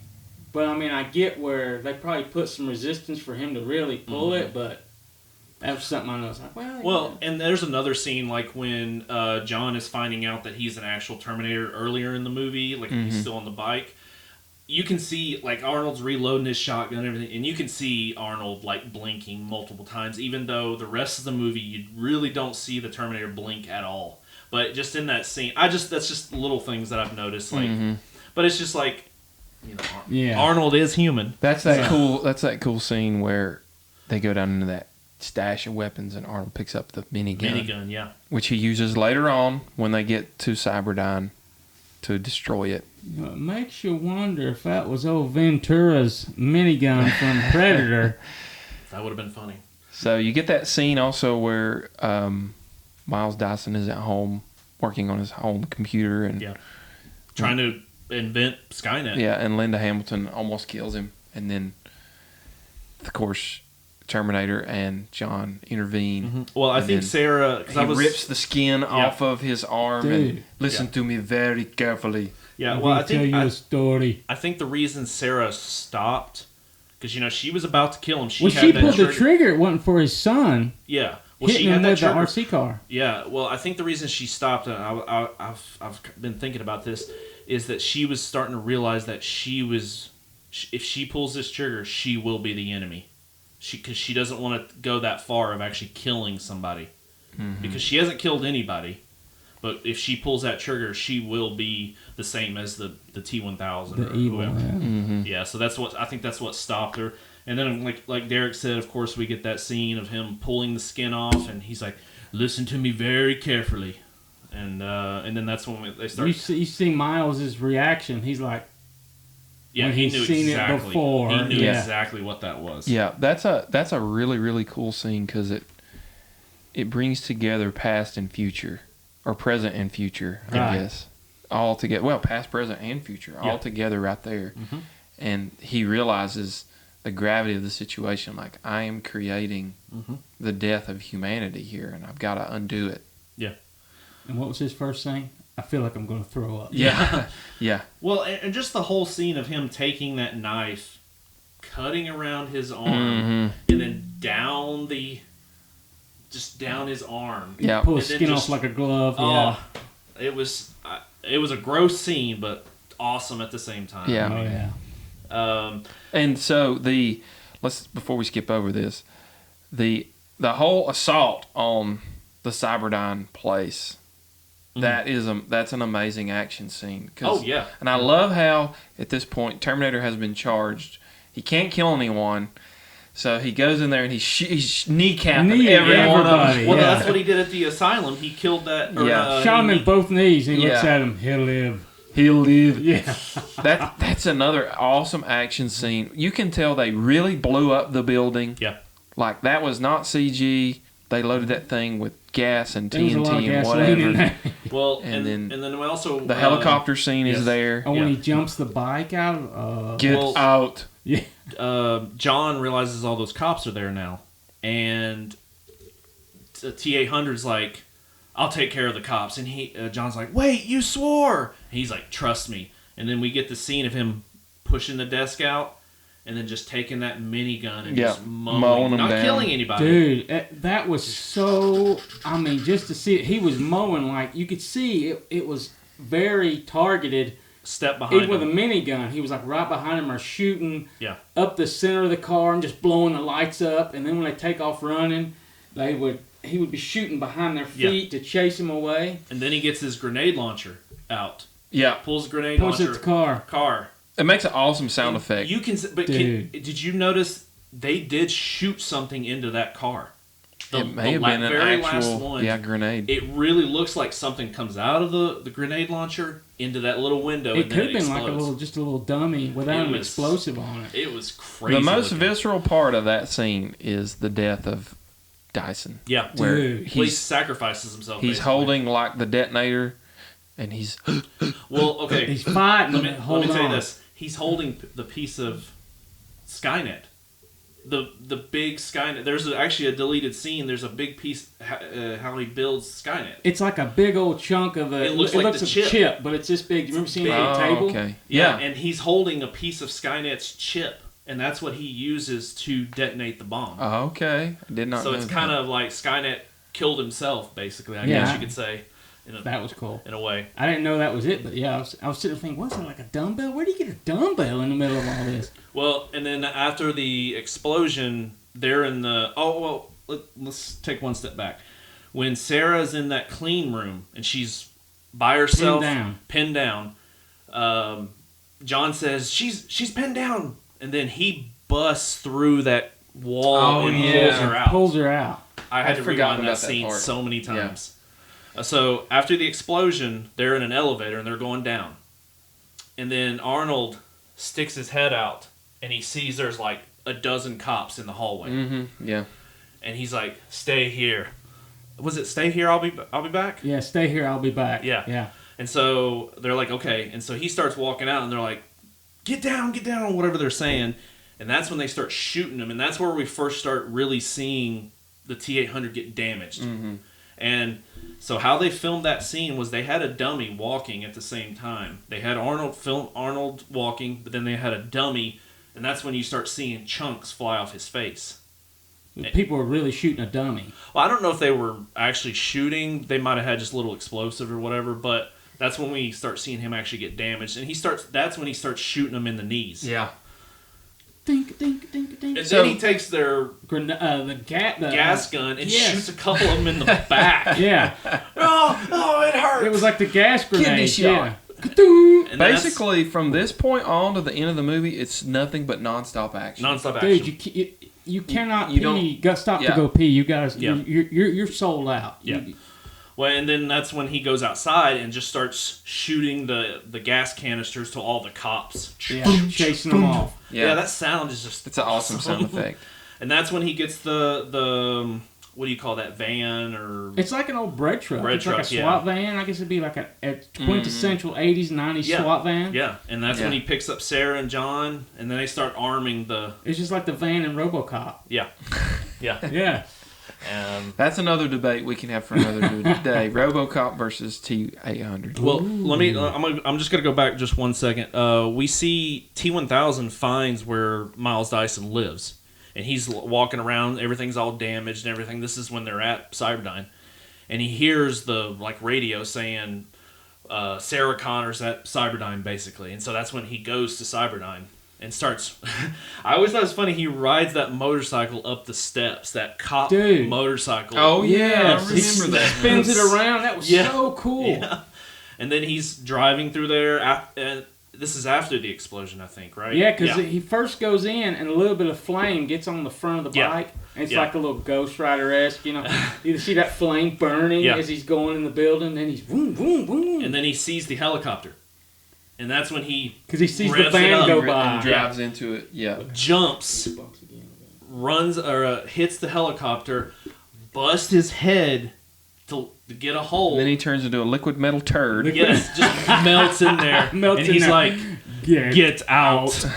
Okay. What's he doing? Like an Arnold impersonation? Did you notice that? He's like, get out. And then that's when he starts going after him.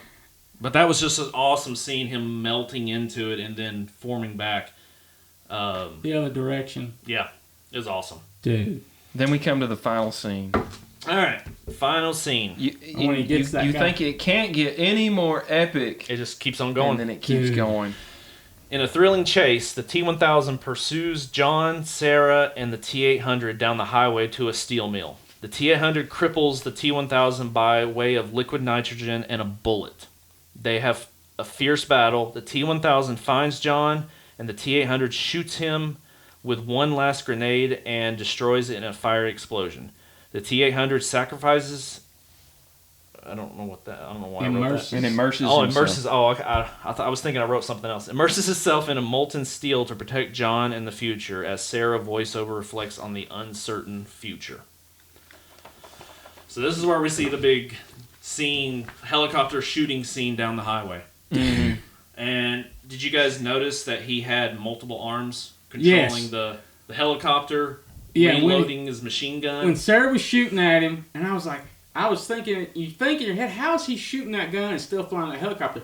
And then they show, like, through the glass, you see he's got 4 arms all of a sudden. Yeah. He's got 2 more coming out of the side. He's got one with the joist. So awesome. Yeah.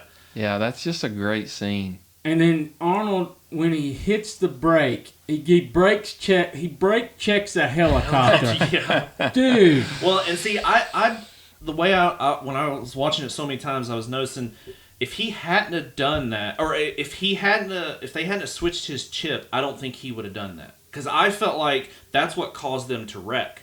Because that's what caused the tire to pop. So I feel like if they hadn't switched his chip, he wouldn't have done that. Because he wasn't that concerned with him. He was just... He wasn't. It's almost like he wasn't thinking. He was... Yeah, just reacting. Yeah. And that's when the 18-wheeler comes with the liquid nitrogen spills over. He kills that guy, too. And the car they get was a POS what was it, like S10 pickup. Yeah.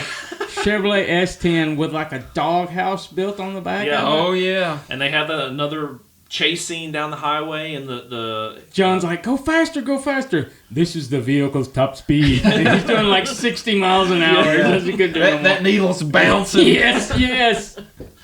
Well, and then that semi is like slowly just crunching the truck into the guardrails. Yeah.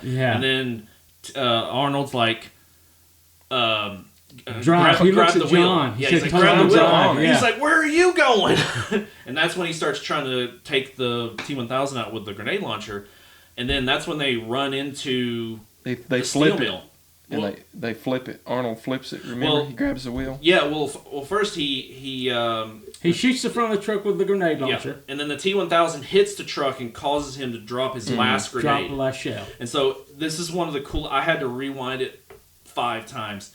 He takes out a big machine gun, whatever it is. It was on the dash. It was a And he- M16. Yeah. Jumps in the back of the truck, gets on top of the truck, and Does just the somersault? Well, no, not yet. Not yet. Okay. It's when he's shooting through the He windshield. with the blasted. steering- Yeah. And just like he just looks like Jello, just jiggling. And then Arnold takes the steering wheel, turns it. The truck turns sideways, and then that's when it flips over. Yeah. What did you see? Arnold was climbing the truck Yes. as it Yeah. was rolling Oh. over, dude. So that's what I'm saying. I had to rewind it 4 or 5 times. It was so It's a thing of beauty. awesome. Yeah. And it was all done real, practical. I don't know how many That was times really they had to immersive. do that. And then you get the man. liquid nitrogen shot, which is, as we've already said, one of the most iconic scenes. Well, did you notice when Arnold was tumbling, he injured himself?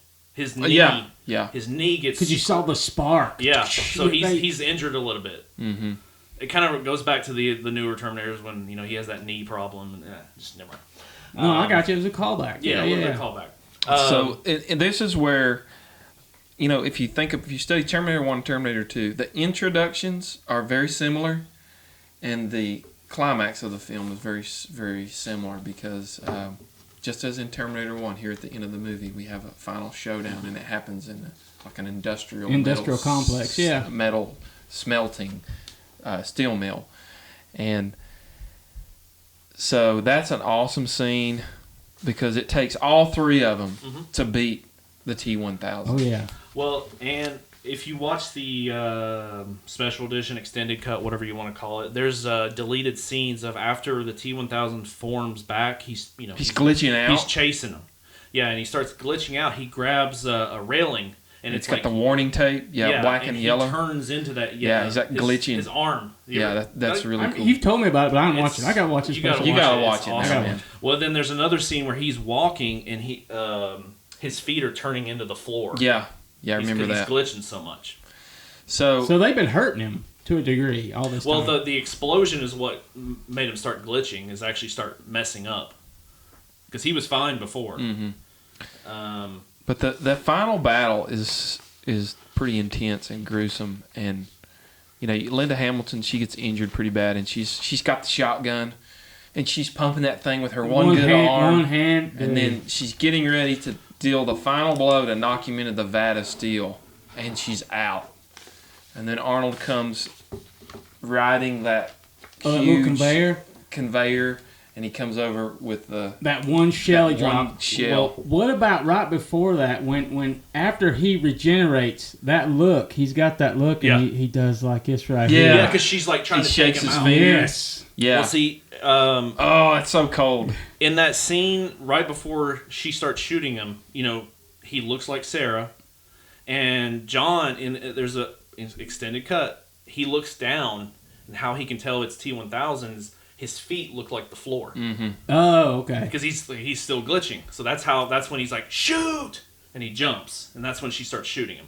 Yeah, that scene Dude. of him. And his death scene is pretty gruesome because he's all contorted and It's all freaking Oh, out God. over. Looks And like then somebody hawked a loogie out a window about 60 miles an hour. Yeah, It's- and then when he falls into the vat, there's all that writhing around, and you see him turn into every single person he killed. You know how that the liquid metal was made?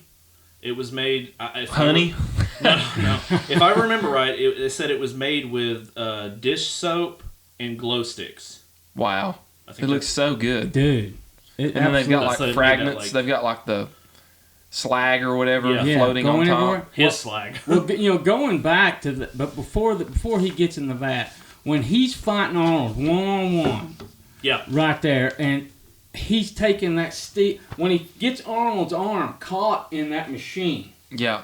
and he can't move, and then the T-1000 cold, he just turns around and walks off. He's like, you're no competition to me. He starts walking off, and I remember the first time I saw this, I was like, dude, they're going to use that arm to fix him.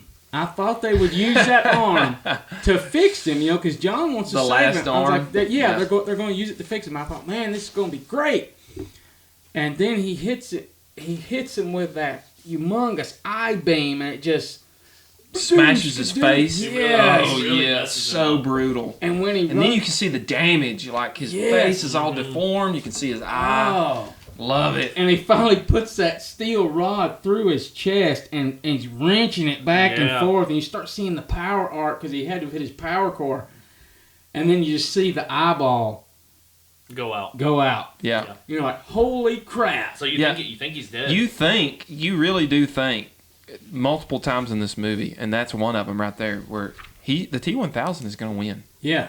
There's no way they can defeat this guy. And that's when you hear that score. And then you see the head pop up and it says, ding, ding, ding, alternate power supply. And the light lights Yeah. back up. You're like, and he reaches under himself and pulls that bar out. And you're like, It's so epic, man. Did you notice he broke the hilt of is it called a hilt of the butt? I'm sorry, the butt of the grenade launcher was busted off. yeah. Never noticed that before. I think it was when T-1000 hit it out of his hand when they first started fighting at the end there, because Arnold had Yeah. this scene right here. Yeah. Where Arnold's pointing the grenade launcher and he's got the pistol.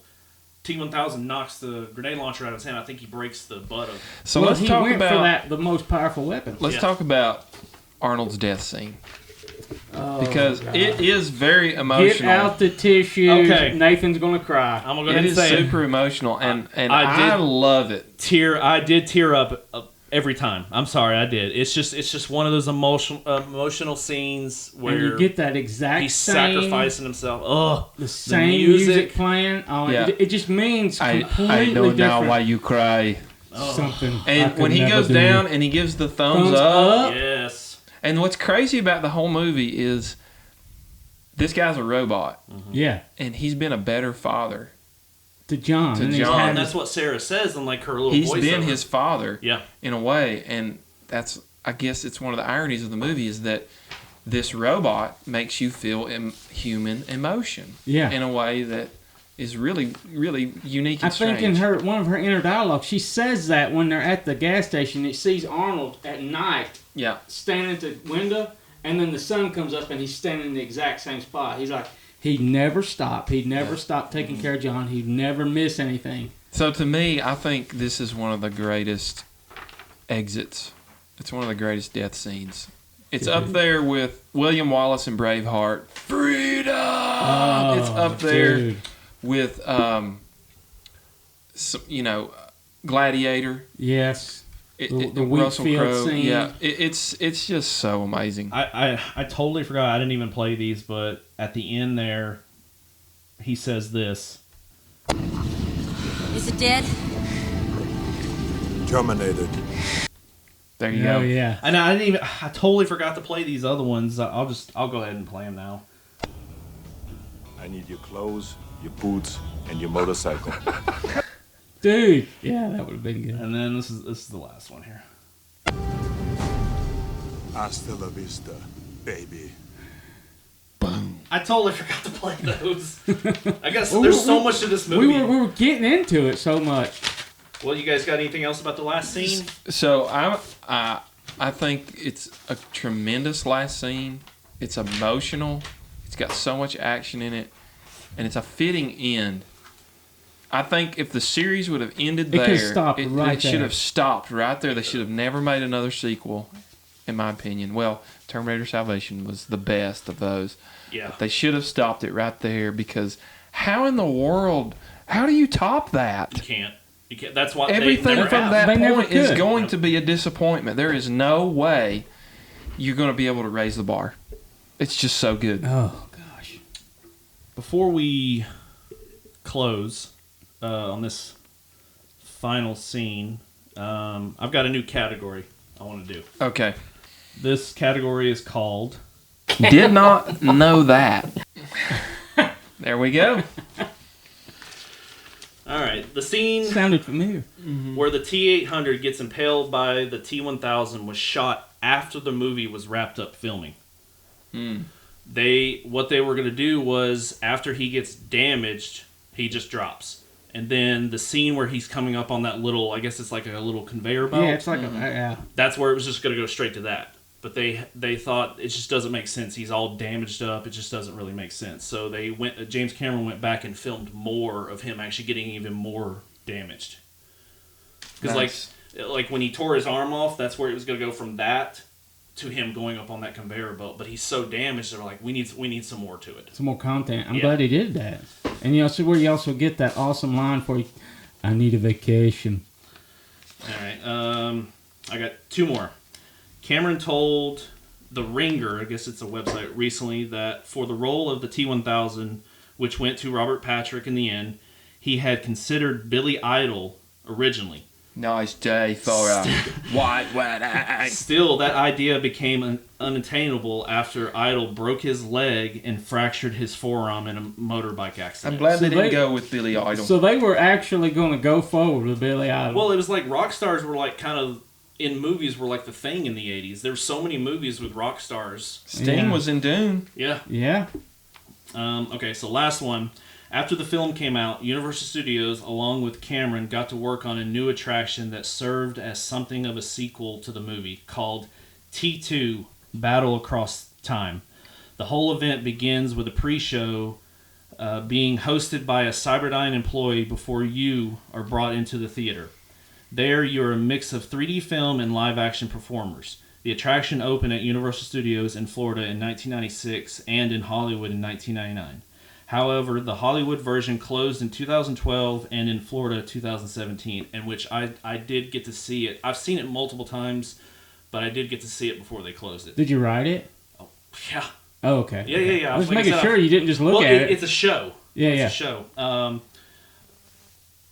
But also, you can actually, it's still available in Universal Studios Japan. And actually, I just recently found out you can actually watch that show on YouTube. Like, it shows the full-on... Okay, that would 3D be show. worth checking out. Arnold's in it. Everybody that played in T2 is in this movie. Robert Patrick comes back. I mean, everybody that's in it. Yeah, you're going to send me a link to that. Yeah, I'll send you guys a link. But, you guys got anything else for the final scene before we wrap up? No? I'm good. Okay. Love this old applause. All right. So we always got 3 categories that we're going to do.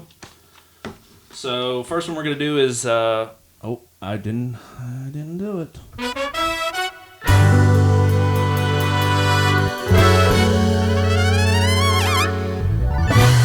It's too much to remember, man.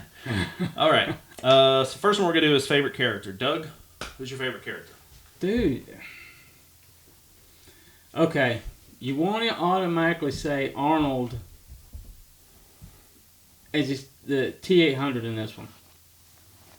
But, really, I really liked Miles Bennett Dyson's character as just from the point where he was just jumping forward. He's doing all this great innovation. He think, man, I'm really going to save mankind with this. Until when he hits the realization of what he really done up to his death. His death scene was...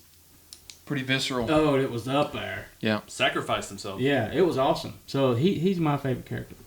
Derek? Yeah, so I'm going to give the cliche answer and go with Arnold. Simply because this was night and day. In the first one, you saw him as the bad guy. In this one, you get to see him as the hero. And it's just awesome to have both of those. And the way that they developed his character gave him a heart. Yeah. He learns human behavior and human emotion. I He just didn't have that many lines either. Yeah, No. I just think that it was a great send off for this character, and this is the version of the Terminator that is everything is judged by. Everybody Yeah. knows this Everybody Yeah. remembers his one liners. Yep. Hasta la vista, baby. and so many others, and I just feel like the role itself is so iconic. It's what puts him on. It's become a bar. It's what puts him on the Mount Rushmore of action stars. I mean, Derek, you said everything I'm kind of thinking. I'm gonna say Arnold as well. I mean, he just blew me away in this role. Oh, he was great. He was great in the first one, but this one he just I don't even know, he topped it so hard. It's just nothing can ever compete. I mean, and like we said, this is Arnold's best. This is his biggest role that he ever did, and this was I think it was his best role. Sure. Yeah, I would agree with that. All right, so Doug, you want to give your best part of the movie? Wow. Best part of the movie. I mean, it has. The best part of the movie for me is the music.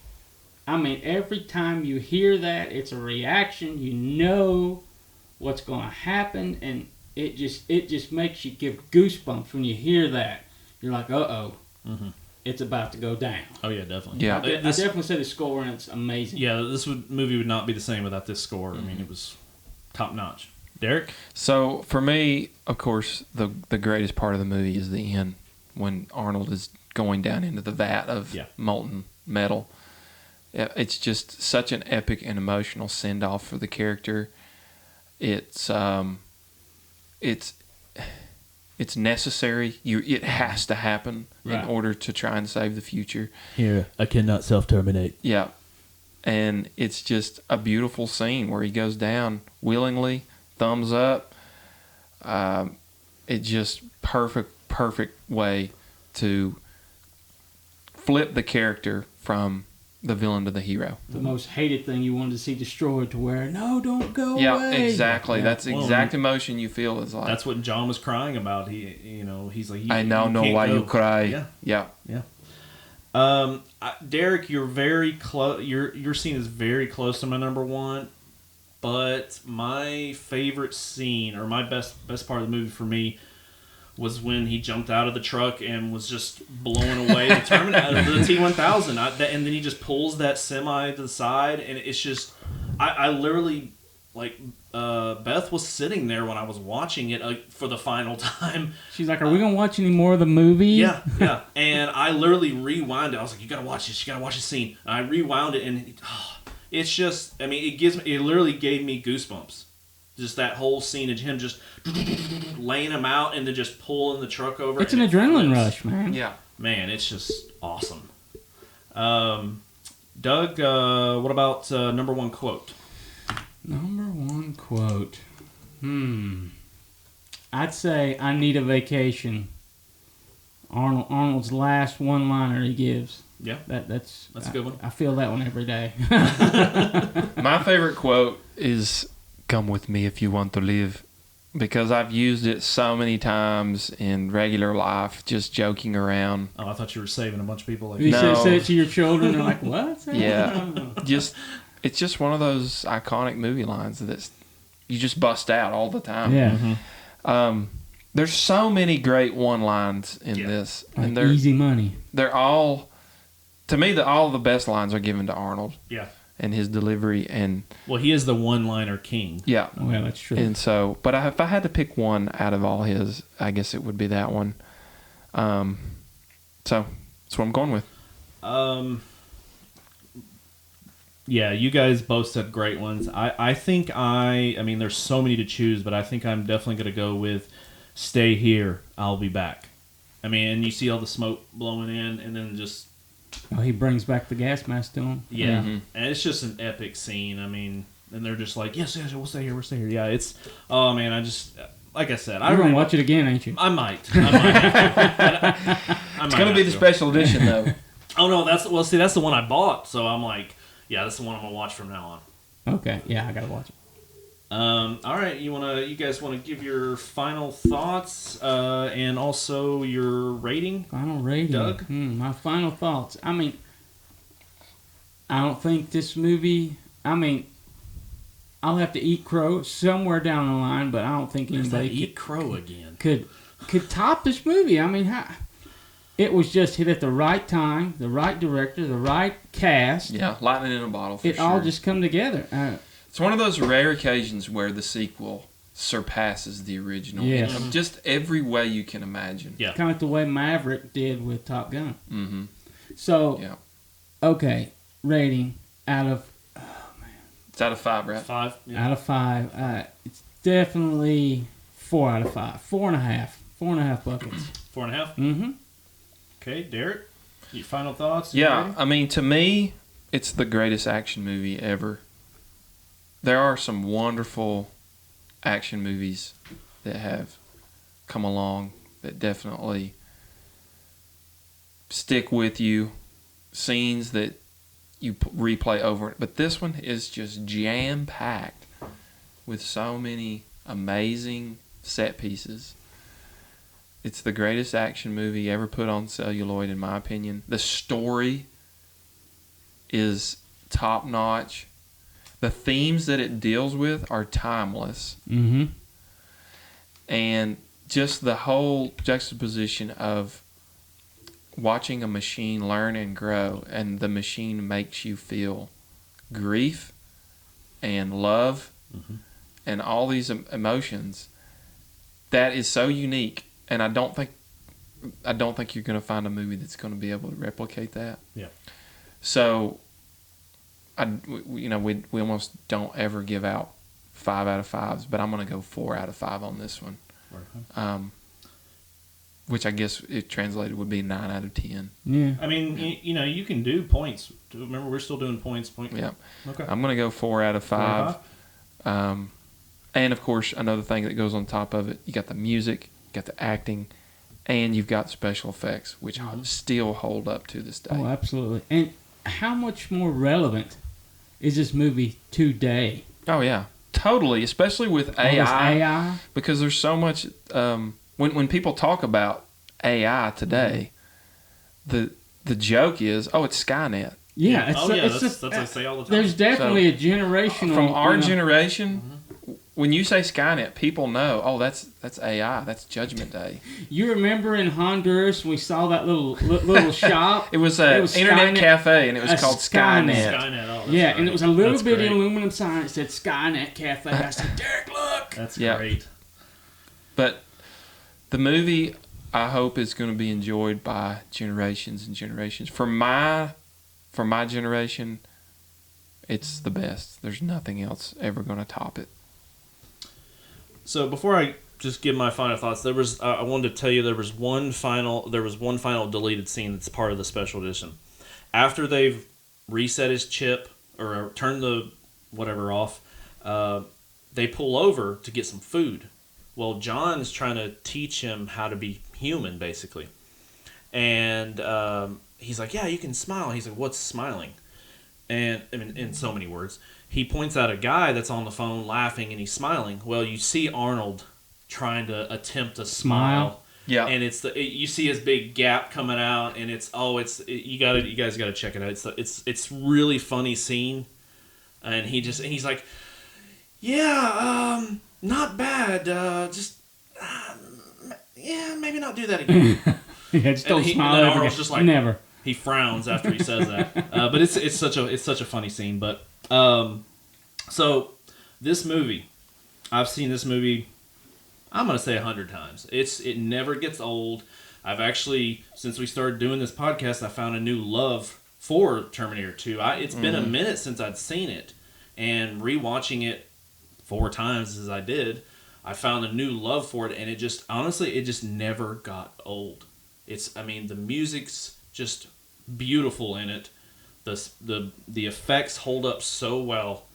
The practical effects, just the action's just amazing in it. Just I don't know what else I can say about it. It's just like just a stunning movie. And it still looks good. Like it looks like a movie today, like a brand new movie. Oh yeah. Like I was watching. I know they've probably, enhanced it and all that stuff. The footage and all that stuff. But it looks like a brand new movie. But today. it holds up to a It movie holds up. that's 30, almost 40 years later. Yes. Yeah. I don't Getting know what old, else, dude. I know. I just don't know what else I can say about this. I'm gonna give it a 5 out of 5.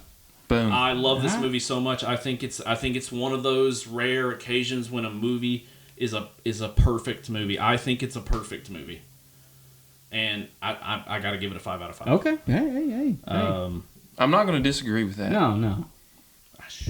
4.3. 4.3. That's our average. Yeah. Is 4.3. All right.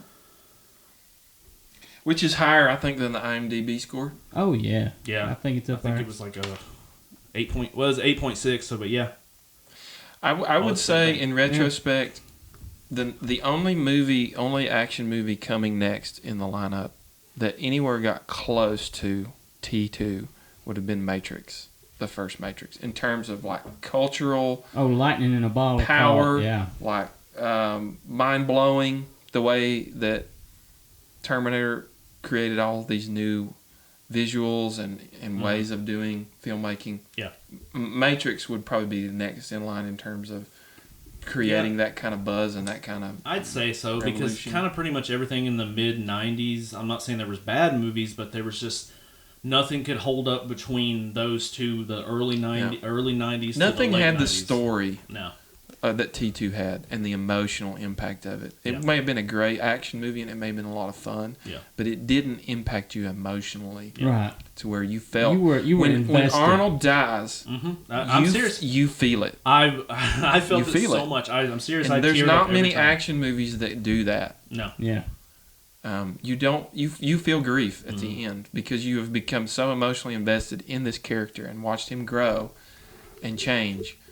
So I think that, to me, the special effects are amazing, the story's amazing, but that character development with Arnold is what makes it unique and sets it apart. You know, it's funny you bring up that the next movie to do it would be the first Matrix. Mm-hmm. And, you know, fast forward another few decades, Keanu Reeves done it again with John Wick. It was another thing. It was a whole new genre invented and a whole new... Gun fu. Well, Gun fu. it brought back the action hero. Yeah. Because, I mean, we haven't had any. There's really no action heroes. I know Tom Cruise does all his stunts and all that stuff, but Yeah, there was it's really different. no action heroes today. So this John Wick felt like an old 80s action movie. I mean, we grew up with Arnold Schwarzenegger, Stallone, Van Damme. Van Damme. I mean, these guys were in your face, huge action figure looking dudes. I mean, there's lines of toys made after these guys. Lou Ferrigno, the Hulk. I mean, that's just what you saw. That's what you looked up to. They hadn't been like that. No. You guys got anything else? If you haven't seen this movie, what are you doing with your life? Well, you didn't have to watch it. You said you didn't. You said you were good, right? Like, Yeah, I was going off memory. Okay. Because I'd watched it so many times. Yeah. Where'd you watch it? What, this the last time? Yeah, I just watched it at home. You had it on DVD or whatever? I think I watched it on Max. No, it's Prime. Prime. Yes, it was free on Prime, and then I bought, like I said, I think it's on Paramount Plus right now. Okay. Yeah, it was on Paramount Plus for free. That's what I got. Yeah, and then, like I said, that special edition If you is can literally find like the $7. special edition, watch the special edition. It actually It's got popped up some on cool there. stuff Yeah. in it. It's totally worth it. It popped up on there after I watched it as a suggestion. It said special edition. So Yeah. that's right? That's Yeah. the right one? Yeah. Okay. Like I said, it's totally worth paying the $7. Because I own it now. I can watch it anytime I want to. So it's totally worth it. Easy tater chip money. Easy. Come on. Well, we all can't have trash money. Isn't that right, Doug? That's right. All right, you guys got anything else? This was great. A lot of fun. Awesome. I'll be back. I'll be back. All right, so that's all for today's episode, folks. We hope you enjoyed our mission of saving the future and the world of 1991's Terminator 2 Judgment Day. Join us next time on Video Rental as we tackle another classic movie. Until then, stay cinematic and remember, stay here. I'll be back.